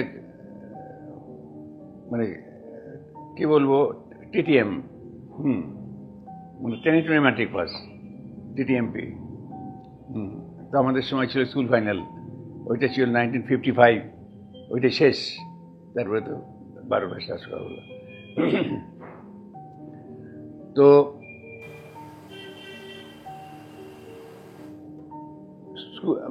অফিসের চাকরি বাকরি করতাম, চাকরিটাও আমাকে খুব টানতো না। আমি তখন আইপিটিএ করছি, তো তখন ভাবছি যে আমি চাকরি ভালো লাগছে না। চাকরিতে প্রচণ্ড আমি ওই 20 করতাম সারা পশ্চিমবঙ্গে, আজ এই জেলা কাজ ওই জেলা, এইসব জানো তো সব। ফলে আমার মাইনে কাটা যেত, স্বাভাবিক। কিন্তু চাকরির প্রতি আমার কোনো ছিল না, একটা শুধু কৃতজ্ঞতা ছিল যে মাসান্তে 2টো রুটির ব্যবস্থা করে দিত, সেই জন্য একটা কৃতজ্ঞতা বোধ কাজ করতো। কিন্তু চাকরি আমার কোনোদিনই ছিল না। কিন্তু ঘটনাচক্রে একটা অফিসের যে সব অফিসে যেটাকে লুকিয়ে ফেলে দেয়, সেইটাকে আমাকে শাস্তিমূলক ব্যবস্থা হিসেবে আমার উপর চাপানো হয়েছিল, এবং আমি একটা নতুন প্রথা আবিষ্কার করে সেইটাকে সারা ডিপার্টমেন্টে একদম চমক লাগিয়ে দিয়েছিলাম, যার জন্যে আমি অনেকের স্নেহধন্য হয়েছিলাম, অনেক অফিসারের। তো সেইটা আমার একটা মানে কি বলবো প্লাস পয়েন্ট। সাইট অ্যাকাউন্ট করেছিলাম আমি, সেই ওটা জানার দরকার নেই। তো সেইটা করে আমি মোটামুটি আমার জায়গাটা করে নিয়েছিলাম। এছাড়া আমি খুব ফাঁকিবাজ ছিলাম। আমি দেরি করে অফিসে যেতাম, তাড়াতাড়ি বেরিয়ে পড়তাম। এটা কোনো জাহির করে বলছি না, এটা তো সঠিক নয়, এতে কোনো বাহাদুরি নেই, কিন্তু আমি করতাম। আমার দুর্বলতার কথাই বলছি আমি। কিন্তু আমি যে কাজটা করতাম, সেই কাজ কোনোদিন টেবিলে পড়ে থাকতো না। টেবিলে কোনো ফাইল পড়ে থাকতো না, সব চিপচাপ। কাউকে বসতে দিতাম না সামনে। আমার টেবিলের সামনে 3-4টে চেয়ার পাতা থাকতো। কাজ হয়ে গেলে তারপর আড্ডা, কিন্তু কোনো কাজ আমার টেবিলে পড়ে থাকতো না। আর ওই যে কাজটা করে দিলাম, ওটা শুধু আমার অফিস নয়, সারা ডিপার্টমেন্টে চমক লেগে গেল যে প্রণববাবু ওই সাইট অ্যাকাউন্টটাকে রেগুলার করে দিয়েছে।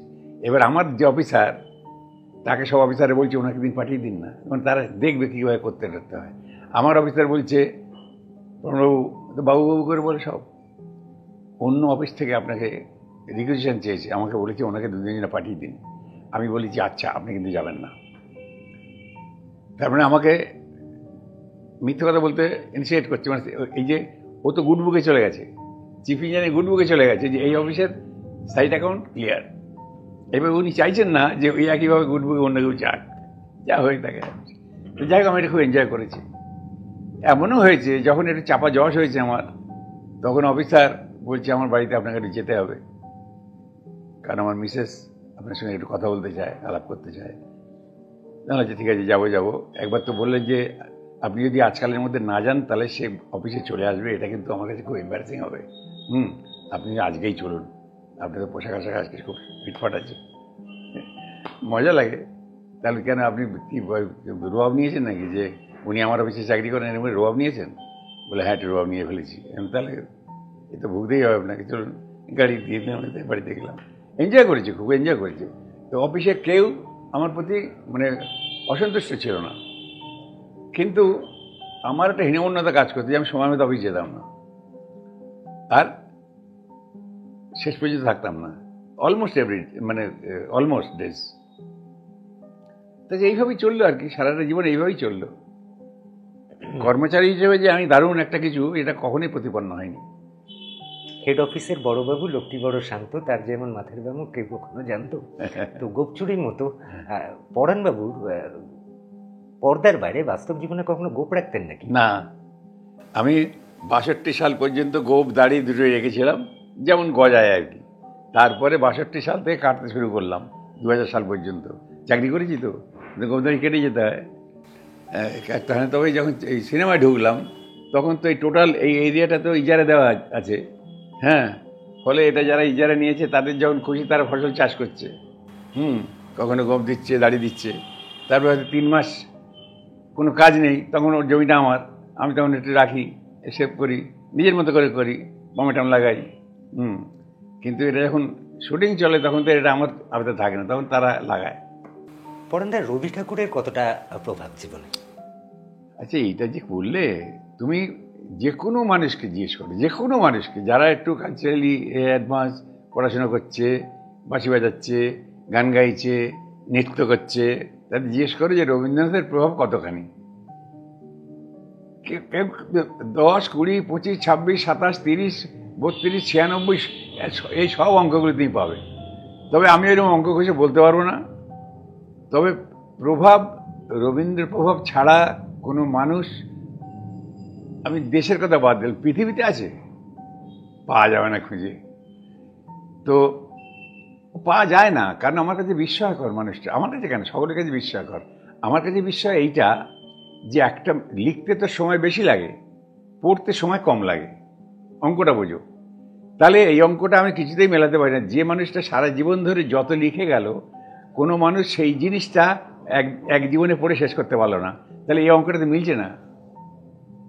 লিখতে সময়টা বেশি লাগে, পড়তে সময় কম লাগে, তাহলে সারা জীবনে পড়ে সেটা শেষ করা যাচ্ছে না কেন? এই অঙ্ক আমি মেলাতে পারিনি। আমি ওনার কাছে কৃতজ্ঞ কেন? প্রথম কৃতজ্ঞতা হচ্ছে আমার এই যে পরাণ নামটা, এটা প্রথমটা বলি, দ্বিতীয়টা পরে যে পর নাম নিয়েই দ্বিতীয় একটা অংশ আছে। আমি রয়কার দন্ত ন লিখি, কিন্তু বাংলার নিয়ম অনুযায়ী রয়কার মধ্যাহ্ন হওয়ার কথা, রয়ের পরে মধ্যাহ্ন লেখা হয়, যেটা সংস্কৃত ব্যাকরণ ফলো করে বাংলায় হয়। বাংলার নিজস্ব ব্যাকরণ না, সংস্কৃত ব্যাকরণ। তো বাংলায় তো সংস্কৃতের অনেক কিছুই ফলো করে। তো এই নিয়ে প্রশ্ন উঠেছে যে আপনি রয়কার দন্ত ন কেন লেখেন। এই নিয়ে অনেক কথাবার্তা হয়েছে। আমি ওই দাঁড়িয়ালা মানুষটা আমাকে উদ্ধার করে দিয়েছে। ওনারা তো অনেক জায়গায় রয়কার মধ্যাহ্নই আছে, সব জায়গায় আছে, কিন্তু উনি আমাকে নিয়ে যে গানটা লিখেছেন, আমারও পরাণে যাহা চায় তুমি তাই গো, এটা তো কে না জানে, সবাই কিছু গুনগুন করে গায়। সেই আমারও পরাণে যাহা চায়, সেখানে দন্ত ন লেখা আছে। ফুটনোটে আছে, পরাণ হচ্ছে প্রাণের কোমল রূপ। সুতরাং এই সার্টিফিকেটটা আমি একদম খোদাই করে নিয়েছি, কারোর পরোয়া করি না। আমি রয়কার দন্ত নই লিখি এবং লিখব। দ্বিতীয় কথা হচ্ছে কষ্টের কথা, যেটা এটা এখন যেটা বলবো সেটা হচ্ছে, যেটা বললাম তার আগের অংশটা এখন বলবো, কারণ এইখানে আমি মুক্তি পেয়েছি। তার আগে আমি একটা বাধায় যুক্ত ছিলাম।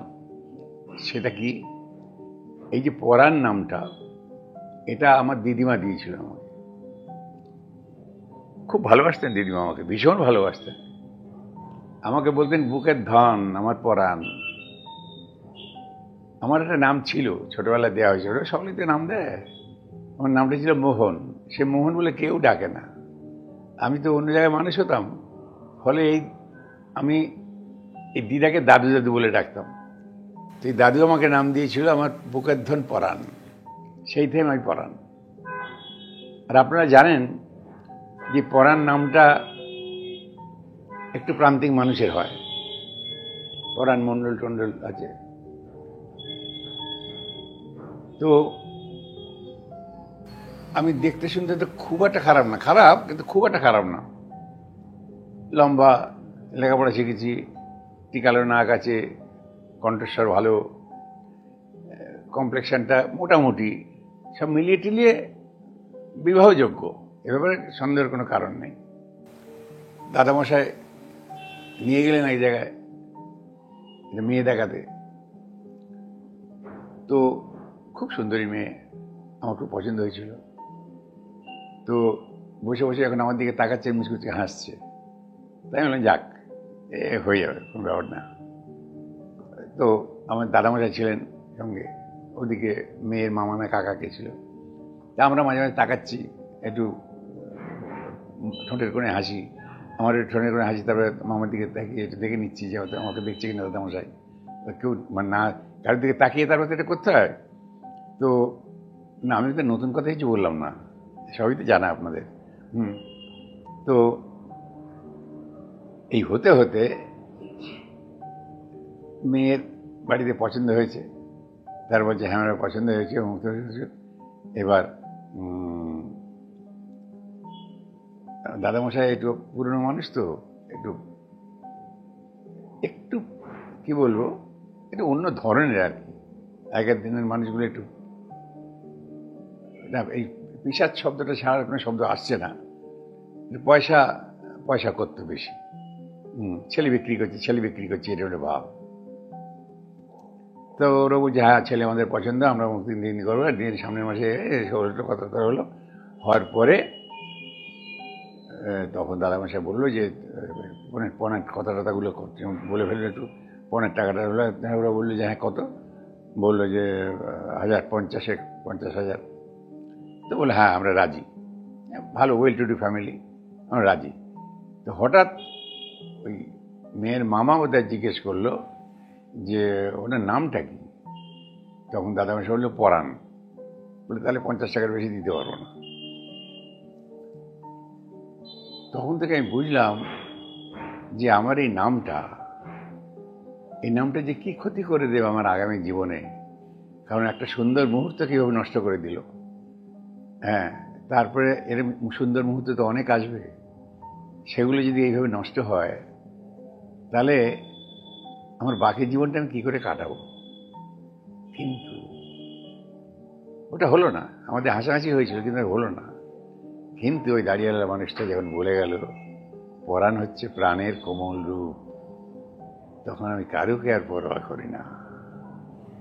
আমি একটু বুক উঁচু করে আমি পরাণ বলে পথ হাঁটি।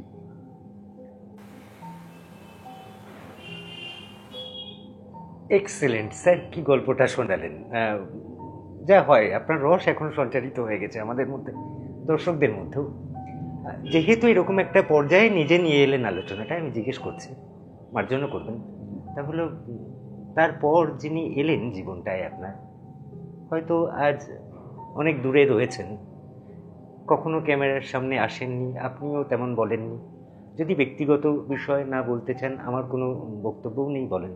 কিন্তু এরকম একটা পরিস্থিতি এসে যে মানুষটার সঙ্গে গোটা জীবনটা কাটালেন, আমারও পরাণ যাহা চায় তুমি তা, বা যা যা কোনো কিছু শেয়ার করবেন মুহূর্ত, ওরে বাবা, ভালো লাগা। ওর মুহূর্ত শেয়ার করতে গিয়ে তোমার অনেক সময় চলে যাবে। ও আজকে আমি যেখানে আছি, যেখানেই থাকি না কেন, ওর অবদান মানে আমি তো সোনার জল দিয়ে কিছু লিখতে পারবো না, যেখানে লেখার আমি সেখানে লিখে রেখে দিয়েছি। ও না থাকলে, আমার পাশে ও না থাকলে আজকে তোমরা এখানে আসতে না, কেউই আসতো না, এই ঘর এইভাবে আলোকিত হতো না, ও যদি না থাকতো। আর আমি নাটকের জন্যে, আইপিটি এর জন্যে যেভাবে আত্মভোলা হয়ে সব কিছু ভুলে, প্রায় সব কিছু পরিত্যাগ করে, অবহেলা করে যেভাবে আমি আমার নাট্য জীবন কাটিয়েছি, সেখান থেকে কিছু সমাগম হয়নি, আর্থিক সমাগম কিচ্ছু হয়নি, বরং লস হয়েছে। আমার মাইনে কাটা গেছে, 17 দিন, 15 দিন, 18 দিনের মাইনে পেয়েছি। মানে একটা অস্বাচ্ছন্দ্য আমরা দুজনেই বহন করেছি। ও চাকরি করতো, স্কুল মাস্টারই ছিল, ওর তখন সাংঘাতিক অবস্থা, 3 মাস 4 মাস মাইনে হতো না। তারপরে যখন পেলো, এককালীন পেলো, অল্প মাইনে ছিল। আমাদের দুজনের পিরিয়ডটা খুব মানে সাংঘাতিক অবস্থায় গেছে। কিন্তু জানি আমি মানে আমার দুঃখ প্রকাশ করে কারুকে আমি ভারাক্রান্ত করতে চাই না মন, বা আমার প্রতি কারোর সহানুভূতিও ভিক্ষা করতে চাই না আমি, কারণ এটা ছিল আমাদের দুজনের লড়াই। আর যখন আমি বুঝতে পারতাম যে আমার এই নাটকের জন্য, আইপিটি এর জন্যে এত অসুবিধা হচ্ছে, ক্ষতি হয়ে যাচ্ছে, তখন যখন আমি একটা সিদ্ধান্ত নিতাম, না কাল থেকে আর আমি এসব করবো না, দিন 3-4 যদি বাড়িতে বসে থাকতাম, তখন আমার খোঁজ নিত, কী হলো তুমি রিহার্সেলে গেলে না। এখন বুঝতে পারি যে আমার ভালোবাসাটাকে সে কত ভালোবাসত। সুতরাং সে না থাকলে আমি আজকে তোমাদের সামনে এইভাবে দাঁড়িয়ে বসে কথা বলতে পারতাম না। এই ভালোবাসার সম্পর্ক শুরু হয়েছিল কিভাবে? ও বাবা, যেখানে বসে আছে এই বাড়িটা ওর বাবার বাড়ি, মানে ঠাকুরদাদের বাড়ি। আমি ছিলাম পাশে। আমরা গাদি খেলতাম। তখন আমাদের বয়স কত, 9, 10, 11। প্রেম জাগেনি তখন। ওটা ছেলেমেয়েরা মিলে গাদি খেলতাম। তো সেখানে একদিন যদি না আসতো, কিসের একটা অভাব বোধ করতাম আমি। সে অনুভূতি তখন ছিল, সেটা ধরে রেখেছিলাম মেমোরিতে। এখন সেটা বুঝতে পারি যে ওই তখন তুমি কোথায় গেলে ভালোবাসা, ওসব কিচ্ছু বুঝতে পারতাম না তখন। সেটা আমার মনে আছে। কে যেন আজকে আসেনি, কে যেন একটা নেই। আমাদের এই বোধের জন্ম হলো যখন আমরা কলেজে পড়ি। ও সিটি কলেজে পড়তো, আমিও সিটি কলেজে পড়তাম। ও সিটি কলেজে মর্নিংয়ে, আমার সিটি কলেজ ডে। আমি একটু আগে যেতাম ওর ছুটি হলে, যাতে ওর সঙ্গে মিট করতে পারি। আমরা ওই বেড়ানো, হোটেলবাজি, এগুলো জীবনে কোনোদিন হয়নি। সবচেয়ে বড় কথা, আই লাভ ইউ কখনো বলা হয়নি, যেটা এখন প্রায়শই বলা হয়। আমি তোমায় ভালোবাসি, আই লাভ ইউ, এসব কখনো বলা হয়নি। অনেক অনেক পরে যখন বাচ্চা টাচ্চা হয়ে গেছে আমাদের, তখন একদিনে বলেছিলাম, দেখো আমরা আমাদের জীবনে আমি তোমায় ভালোবাসিটা বলা হয়নি। আমাকে বললো, আহা মরণ। বললাম তো, মানে ও না থাকলে কিছুই হতো না, কিছুই হতো না। অধঃপথে চলে যেতাম আমি।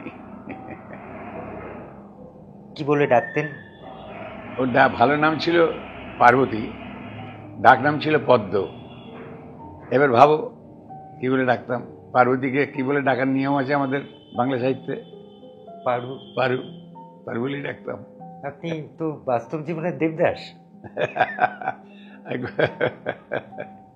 দেবদাসকে কোথায়, তাহলে তো সারা জীবন ধরে মদ্যপান খেয়ে বেহুশ পড়ে থাকতে হতো। পারুর জন্য আর অন্য কোথাও বিয়ে হয়ে যেত। রসিক পরাণ বন্দ্যোপাধ্যায়কে মানুষ যাকে চেনে, সে মানুষটা খুব রোম্যান্টিকও বটে। রসিক না হলে রোমান্টিক হবে কি করে? এবার রোমান্টিক না হলে রসিক হওয়া যায় না। এটা আমার ব্যাখ্যা, আই মে বি রং।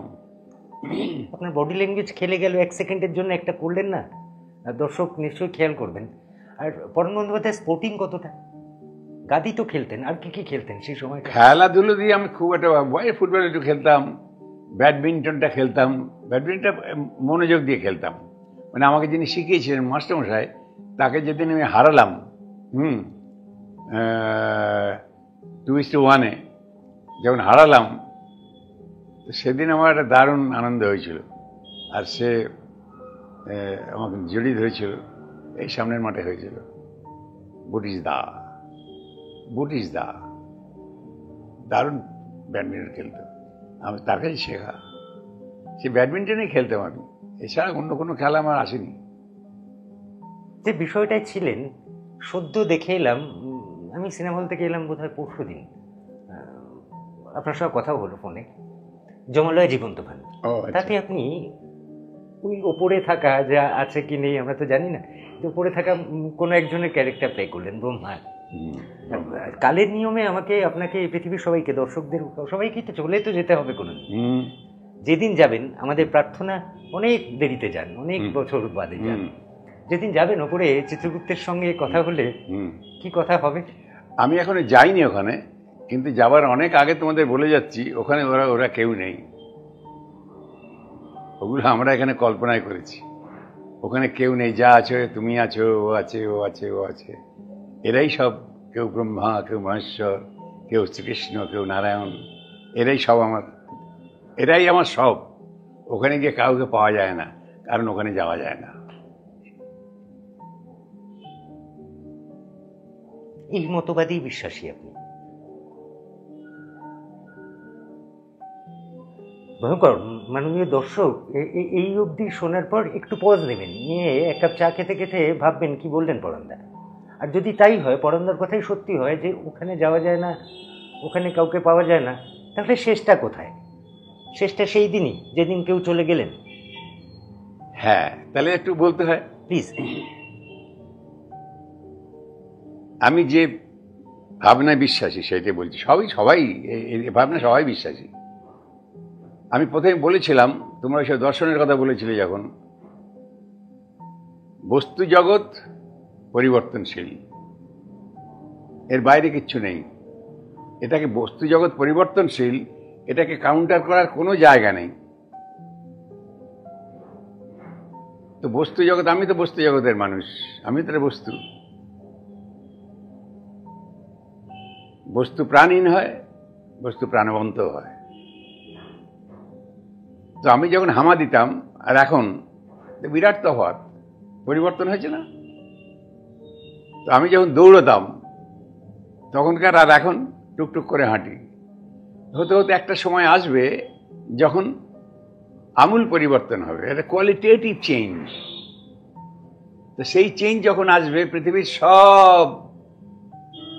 সর্বত্র সেটা প্রযোজ্য, শুধু আমার ক্ষেত্রে, তোমার ক্ষেত্রে, ওদের ক্ষেত্রে বলে নয়, পৃথিবীর সর্বত্র প্রযোজ্য। Because it is the teaching of age. এটা হচ্ছে মহাকালের নিয়মে হবে। সেই মহাকালের নিয়মের উপরে কারোর কোনো কর্তৃত্ব নেই। সুতরাং আমার জীবদ্দশায় আমি মনে করব এ আমার ঈশ্বর, তুমি আমার ঈশ্বর, তুমি আমার ঈশ্বর। কারণ আমি যদি এখানে কথার কথা বলছি, আমি যদি এখানে পা হড়কে যায়, তো ওই তো প্রথম এসে আমাকে ধরবে, তুমি তো প্রথম এসে আমাকে ধরবে। তাহলে আমার ঈশ্বরকে, যে ঈশ্বরকে সকাল থেকে রাত্রি পর্যন্ত ডাকছি, সে এসে আমাকে ধরবে? তুলবে না, কারণ সে নেই।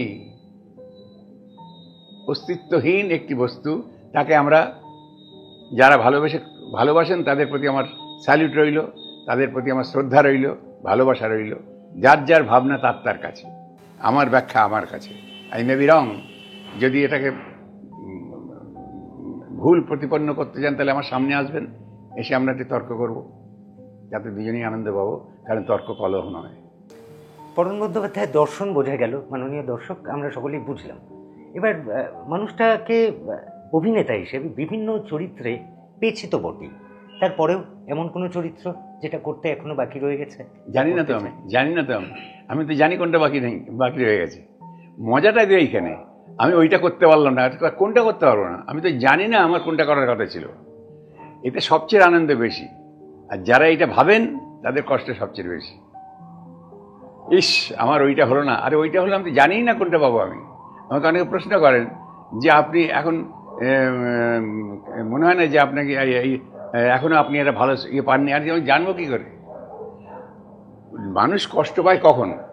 যখন আগে নির্দিষ্ট হয়ে যায় যে এইটা আপনার পাওয়ার কথা, এইবার ওটা আমি পেলাম না, তখন হালকা একটা কষ্ট হতে পারে। কিন্তু আমি তো জানিই না যে আমার কি পাওয়ার কথা, আমি জানিই না আমার কি করার কথা। তো সেইটা যদি আমি না জানি, তাহলে সেটা যতক্ষণ না পাচ্ছি আমি কষ্ট পাবো কেন? পরাণ বন্দ্যোপাধ্যায় নিজে কোনো রাজনৈতিক ছত্রছায়ায় কোনোদিন যাননি, কিন্তু এখন ইন্ডাস্ট্রিটায় ভরে গেছে এমন বহু মানুষ যারা আপনার কলিগ, তারা অনেকেই সক্রিয়ভাবে রাজনীতি করেন। পরাণদা, কোনটা ঠিক, মানে ওটা করা উচিত? না, এসব এই ঔচিত্য সম্পর্কে আমার কিছু বলার নেই। সব মানুষ তার নিজের নিজের ভাবনা নিয়ে পথ চলা শুরু করেছেন, আগামী দিনে চলবেন। শুধু সেখানে অন্য লোকের খবরদারিটা আমি পছন্দ করি না। আমরা বাইরে থেকে শুনতে পাই যে ইন্ডাস্ট্রিটা আপনাদের, সেটাই রাজনীতি ভরে গিয়েছে। হ্যাঁ, কিছু আমি শুনতে পাই। আপনি তো শুধু শুনতে পান না, আপনি এটার অঙ্গ বোধ হয়। আপনি কিভাবে দেখেন এই রাজনীতি? রাজনীতি মানে কি? রাজনীতি তো থাকবেই, কিন্তু ব্যাপার হচ্ছে যেখানে মানুষ যারা অভিনয় করেন তাদের ওইটা যে প্রফেশন, সেই প্রফেশনটা যাতে ব্যাহত না হয়। আসল কাজটা হচ্ছে প্রফেশনটা, সেটা অনেকে যদি প্রাধান্য দেন যে আমার এটা রক্ষা করে ওটা করতে পারেন। সব মানুষ তার নিজের মতো করে পথ চলবেন। সে একসঙ্গে দুটো কি করে রক্ষা করবেন, তিনটে কি করে রক্ষা করবেন, that is up to him. I have nothing to say. আমার সে বলেন, কারোরই কিছু বলা থাকা উচিত নয়, unless and until is asked for. যিনি করছেন তিনি যদি আমাকে জিজ্ঞাসা করেন, তখন তাকে আমি বলতে পারি। কিন্তু হঠাৎ করে তুমি এটা প্রশ্ন করলে বা ওটা প্রশ্ন করলো, এটা বলুন কেন এটা আমার নানা রকম বিজনেস।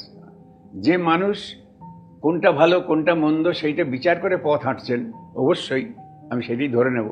তাহলে সেটা তার ভাবনা, তার পথ চলা, তার কনসিকুয়েন্স, সমস্ত কিছু তার। আমার এখানে তো কিছু বলার নেই। সামাজিকভাবে আমরা শুনতে পাচ্ছি রোজ চারপাশে অনেকেই এই বিষয়ে মুখ খুলছেন, থ্রেড কালচারের সম্মুখীন হয়েছে তারা বিভিন্ন সময় বিভিন্ন কিছুতে। পরাণ বন্দ্যোপাধ্যায় এত বছরের কেরিয়ার, কখনো কোনো থ্রেড কালচারের সম্মুখীন হয়েছে? এই তোমার কাল থেকে হয়তো হবো, এখনো পর্যন্ত হয়নি। কেউ হয়েছে এরকমটা খবর পেয়েছেন, জানেন, সামনে ঘটেছে, সে বলেছে? নিউজে দেখি, মাঝে মাঝে নিউজে দেখি।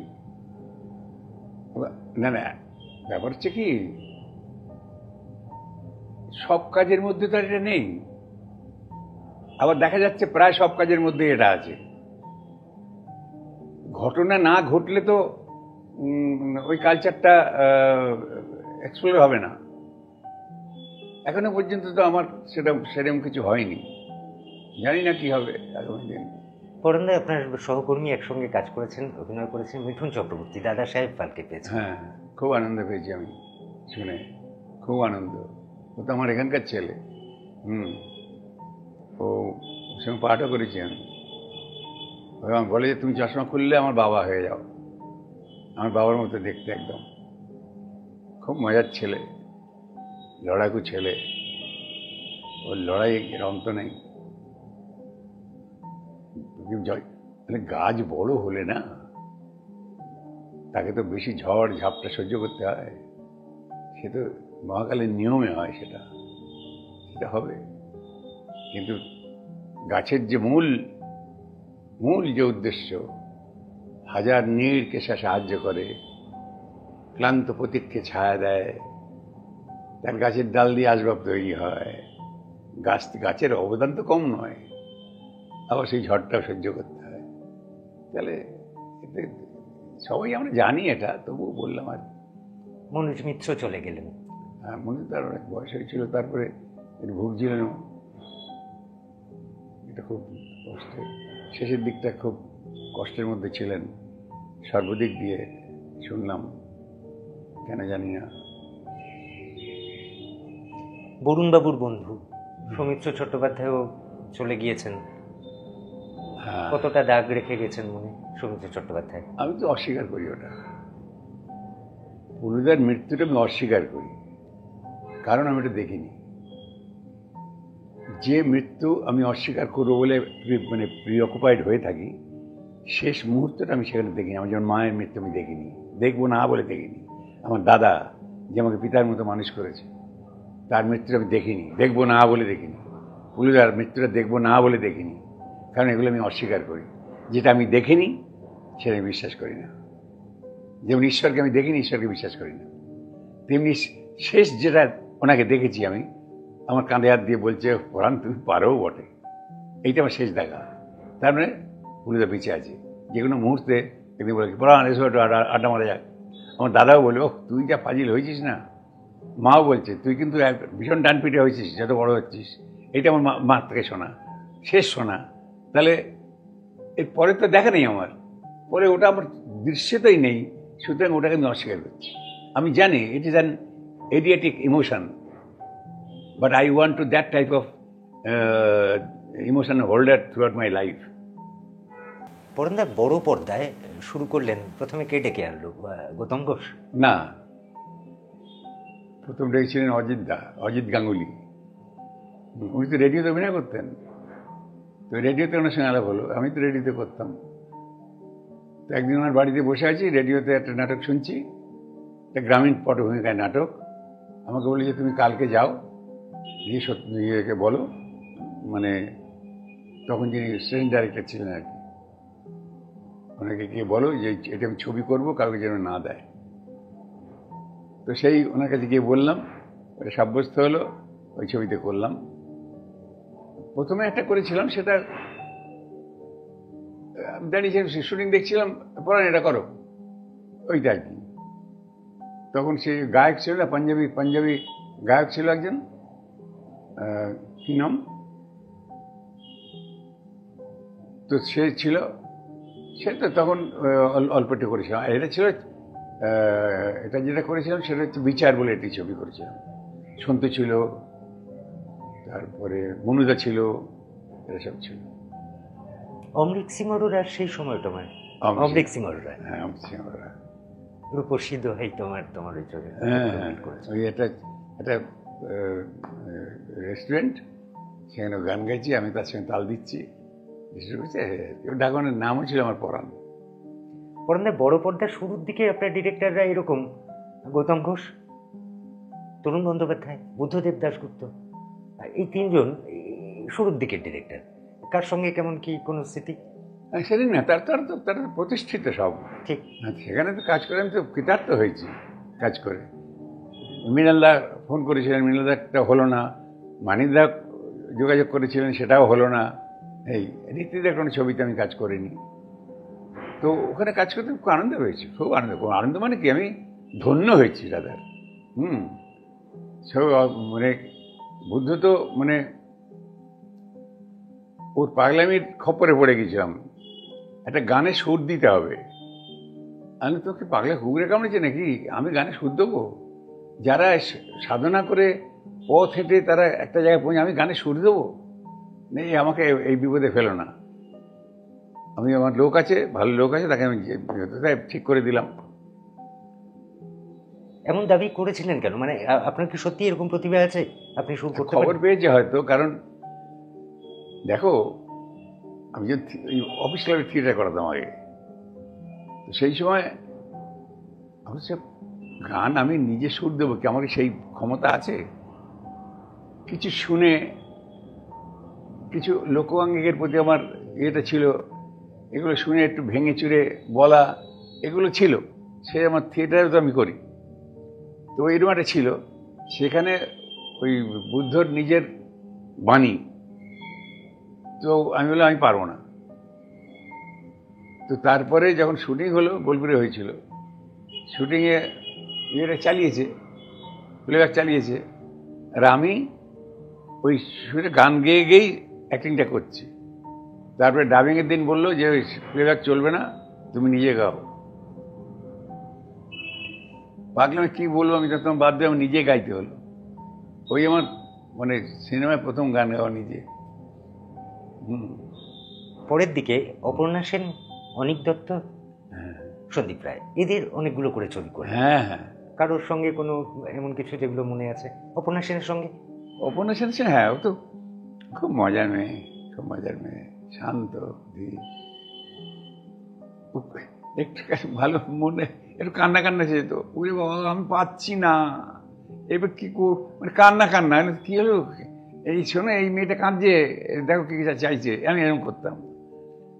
তারপরে বেশ কিছুদিন আগে ফোন করেছিলাম ওকে, এটা আনন্দবাজারে কি এটা ওকে লিখতে দিয়েছে, তাতে দিয়েছে যে এখনকার দিন তোমার মানে কোন অভিনেতাকে তোমার পছন্দ? ও হচ্ছে পরাণ বন্দ্যোপাধ্যায়। তো পরাণদাকে কোনোদিন খারাপ অভিনয় করতে দেখলাম না। আমি তখন ফোন করেছিলাম যে দেখবি খারাপ অভিনয় দেখবি, হ্যাঁ দিন ঠিক কর, একটা ছবি ঠিক কর, খারাপ অভিনয় কাকে বলে দেখিয়ে দেবো, এই বলেছিলাম। এইসব মানে এইরকম মজা হয়েছে। তারপরে আমাদের আসলে সেটে আমি মজা ছাড়া থাকতে পারি না, বুঝতে পেরেছি তো।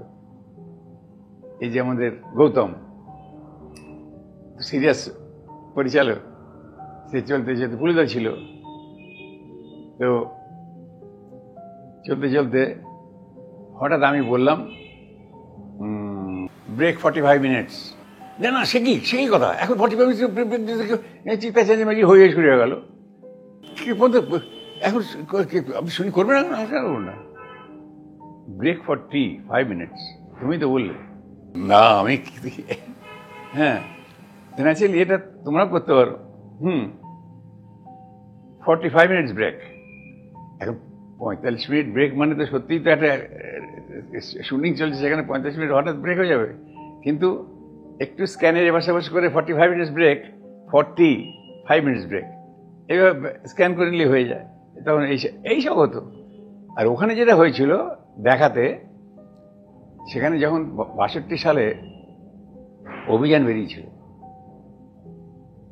সেইখানে পুরুদা রাজপুত ওয়েদার এমন দূরে বসে আছে, সন্ধেবেলায় ফিরেছে, ফিরে এসে কালো বোতলটা গলায় ঢালছে, ঢাক ঢাক ঢাক ঢাক ঢাক ঢাক করে। এইখানে ক্যামেরাটা ধরা, লোমে ভর্তি দাড়ি। আমি দেখে, তখন আমার কত 22-23 বছর বয়স, ওর বয়সী, দেখে মনে হলো মনে হচ্ছে পৃথিবীর সব গরল পান করে নীলকণ্ঠ হচ্ছে, জড়িয়ে ধরতে পারতাম যদি, এটা বলেছিলাম, ভেবেছিলাম। বেরিয়ে এসে বারবার মনে হচ্ছে যদি জড়িয়ে ধরতে পারতাম। ভেতরে প্রাণ বলছে, এই বোকা, তুই কোথায় আর ও কোথায়, ওইসব ইচ্ছে ছাড়। বলুন, সমুদ্র চারিদিকে তুই জড়িয়ে ধরবি, এইসব হচ্ছে। প্রথম দেখা হলো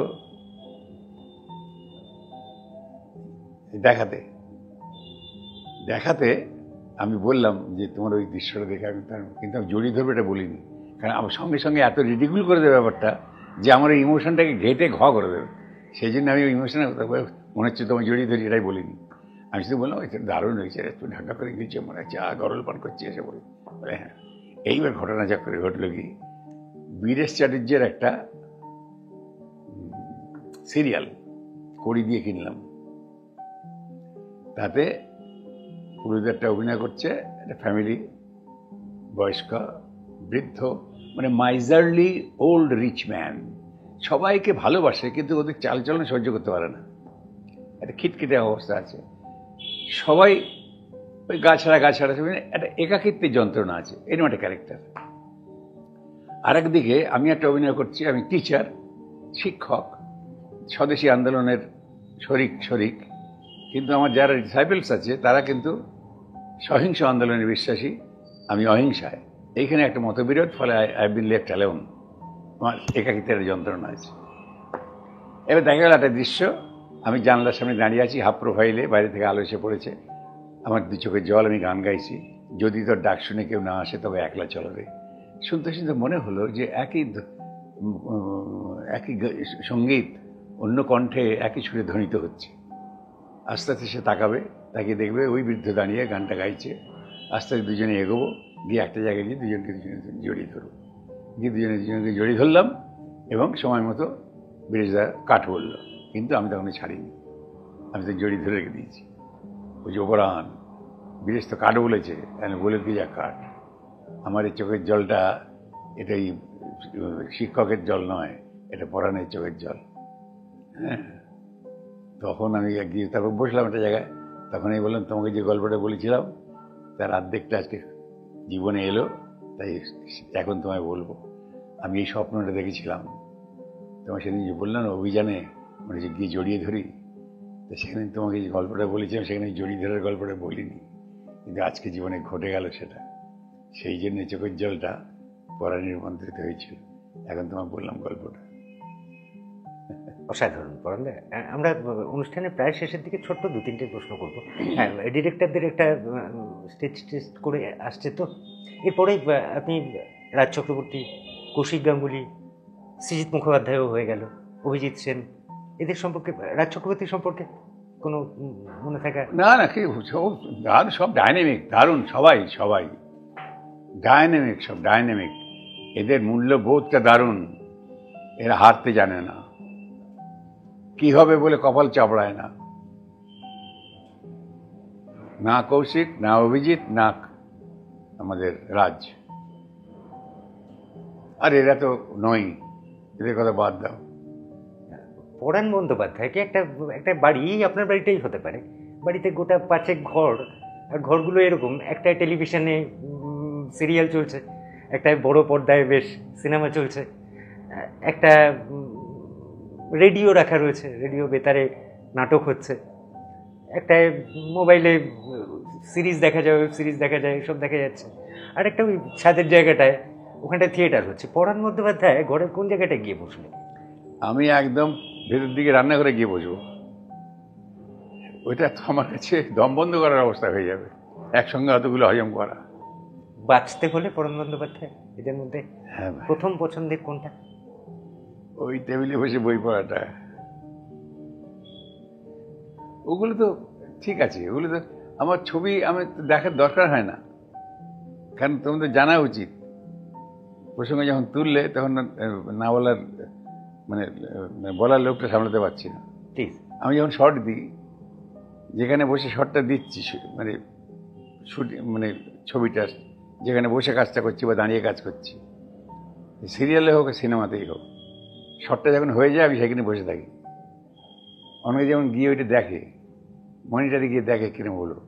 আমি যখন থেকে এটা করছি, যে সেই সিরিয়াল থেকে যখন থেকে করছি, তখন থেকে আমি ওইখানে গিয়ে দেখি না নিজেকে। প্রসঙ্গ এসেছে, সবাই গিয়ে হুড় হুড় কিরম শটটা দিলাম দেখি। এবার দেখতে দেখতে দেখতে দেখতে একটা সিরিয়াল ধরে আমি 6 বছর ধরে করছি। সেখানে ন্যাচারালি তার দেখেছে সবাই গিয়ে যায়, পড়ানো যায় না। সে জিজ্ঞেস যে পড়ানো আপনি দেখতে যান না কেন? আমি কি দেখবো বল? আমি প্রশ্ন ফিরিয়ে দিই, কি দেখবো বল না? না কেমন হলো? আমি কেন দেখবো? একটু চাটি আর কি, চাটতে খুব ভালো লাগে। আমি কি দেখবো ওখানে? নতুন কিছু দেখবো কি? আমি যেটা করলাম তার বাইরে কিছু দেখবো কি? কারণ আমি যখন অ্যাক্টিং করি, during my acting I can see my self, সুতরাং আমার যাওয়ার কোনো দরকার হয় না। এখানে যদি কিছু খাটতে হয় আমি বললাম আমার না বলবো। সুতরাং যেটা করেছি সেইটাই তো দেখবো, নতুন কিছু দেখবো না তো। তাহলে আমি শুধু শুধু ওখানে কী জন্য যাবো? তাদের সঙ্গে ওখানে বসে থাকি। যখন বলবে চেক আপ ওকে, আমি তখন রিহার্সাল ঘরে চলে গেলাম, দিনমে চলে গেলাম। নিজে হাতে গড়া শ্রুতিরঙ্গম বছর 25 পেরিয়ে এলো। হ্যাঁ, কি ভেবে শুরু করেছিলেন আর কোন পথে এগোচ্ছে শ্রুতিরঙ্গম? শ্রুতিরঙ্গমটা এখন নড়বড়ে হয়ে গেছে। আমি একটা এই গিরিশ মঞ্চে একটা নাটকের রিহার্সাল দিচ্ছিলাম, যেতে দিতে আমি পড়ে যাই। পড়ে গিয়ে আঙুলে চোট লাগে, প্লাস্টার করা অবস্থায় বাড়িতে শুয়েছিলাম। সেই সময় আমার 2 বন্ধু আর কি, যাদের সঙ্গে আমি শ্রুতি নাটক করতাম, দেবযানী দত্ত আর প্রবীর ঘোষ, এরা দুজনে দেখতে এসেছিল আমাকে। দেখতে এসে বললো তাহলে আমরা তো একটা দল করতে পারি। সে তো করতে পারো, কিন্তু 1.5 মাসের আগে তো আমি সেই দলে যেতে পারবো না। তো সেইখানে বসেই এই শ্রুতিরঙ্গ নামটাই দেবযানী দিয়েছিল, এই দলটা হলো। আমরা ওই 3 জনে মিলে শ্রুতি নাটক করতাম। শ্রুতি নাকি পছন্দ করি না, কিন্তু ওদের জন্য করতে হতো। তারপর থেকেই শ্রুতিরঙ্গম শুরু হয়ে গেল, নাটক শুরু হয়ে গেল। মানে রেজিস্ট্রেশন বোধ হয় 96 সালে হয়েছে, তৈরি হয়েছে 93 সালে, আর আজ তো 25। পরন্দা টেলিভিশনে অভিনয় ছাড়া, অভিনয়গুলোকে যদি বাদই দিই, বড় পর্দায় টেলিভিশন, আপনি বসে আছেন মানে 3 জনে বসে আছেন। আপনি বসে আছেন, শ্রীলেখা মিত্র বসে আছেন, রজতাভ দত্ত বসে আছেন, সামনে মীর দাঁড়িয়ে আছেন। এই ফ্রেমটা বাঙালি ভুলবে না। এই মিরাক্কেল কতটা কাছের আপনার? শ্রীলেখা মিত্র, রজতাভ দত্ত কতটা কাছের, আর মীর কতটা নয়নের? না না, সবাই আমার ভীষণ কাছের। ওদের পাশে তো বসতো, আমরা একসঙ্গে জজিয়তি করতাম। আর মীর তো প্রতি মুহূর্তে তার জৌলুসটা বেরোতো, তার কেরামতিটা বেরোতো।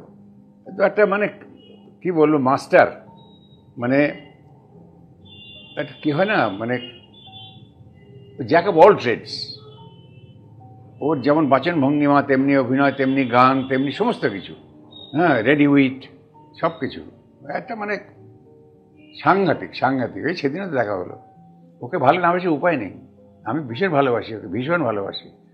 আর এরা তো সব, এদের সঙ্গে তো ইয়ার আফটার ইয়ার কেটেছে। সুতরাং একটা সঙ্গী তৈরি হয়ে গেছে, বন্ধুত্ব তৈরি হয়ে গেছে, তারা আমার কাছের মানুষ হয়ে গেছে। সে মাঝখানে যত দূরত্বই থাকুক না কেন, ওরা একবার দেখা হলেই মনে হবে এই তো কালকেই দেখা হয়েছিল, এর মনে হবে। ওদের এই দূরত্ব কোনোদিন কমবে না।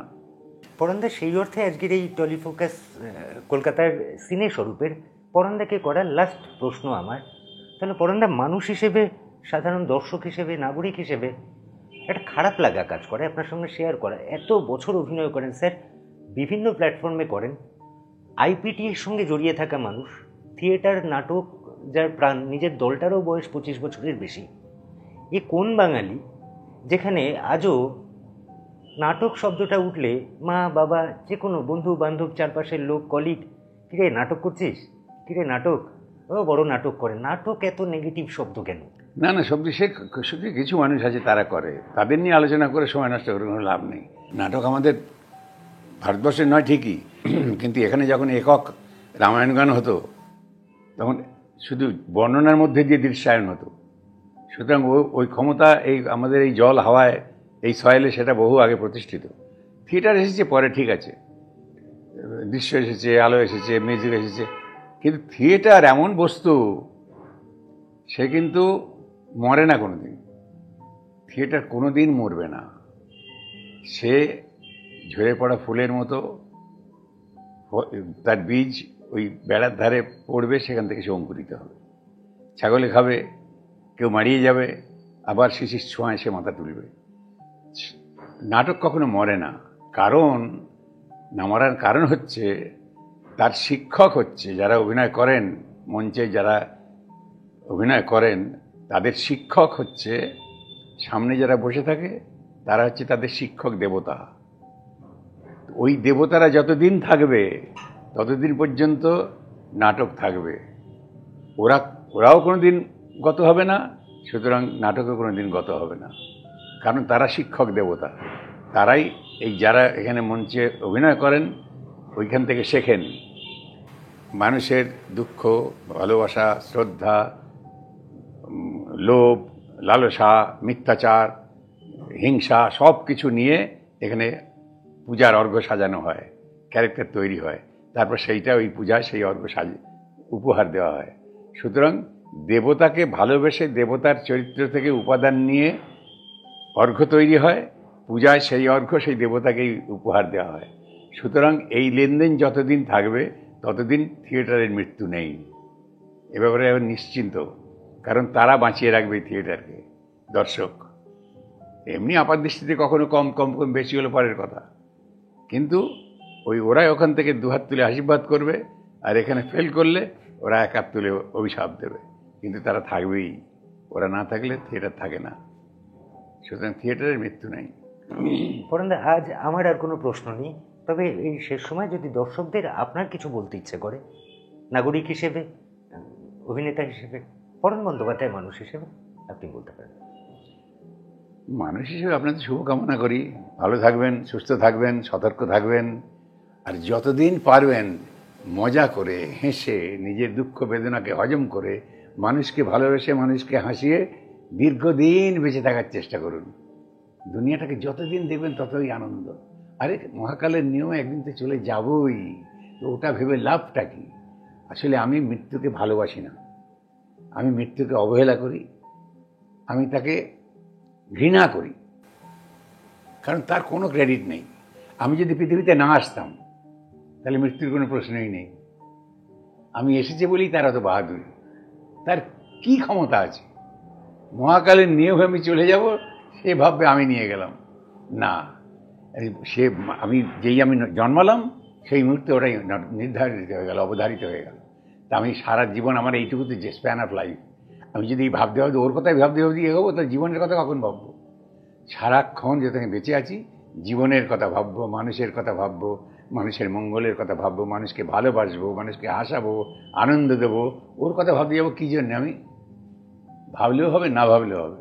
তো যেটা ভাবলেও হবে, না ভাবলেও হবে, তার জন্য ভেবে লাভটা কি? আমি জীবনের কথা ভাববো। ভালো থাকবেন সবাই। অসংখ্য ধন্যবাদ পরানদা, নমস্কার, ভালো থাকবেন। নিজেও যেভাবে বললেন এগুলোই মেনে চলবো। আর আপনাদের বলি, আপনারা এভাবেই দেখতে থাকুন টলিউড ফোকাস কলকাতা, সিনে স্বরূপ। এই অনুষ্ঠান কেমন লাগলো প্লিজ এই ভিডিওর তলায় কমেন্ট করে জানাবেন। আমাদের চ্যানেলটাকে লাইক করবেন, সাবস্ক্রাইব করে রেখে নেবেন, আর কমেন্ট করে জানাবেন অনুষ্ঠান কেমন লাগলো আর কার কার ইন্টারভিউ আপনারা দেখতে চান। আজকের মতো এটুকুই, নমস্কার। টলিউড ফোকাস কলকাতা চ্যানেলটি আপনাদের ভালো লেগে থাকলে লাইক করুন, সাবস্ক্রাইব করুন এবং আপনাদের পছন্দের ভিডিওটি অবশ্যই শেয়ার করুন। Tollywood focus Kolkata.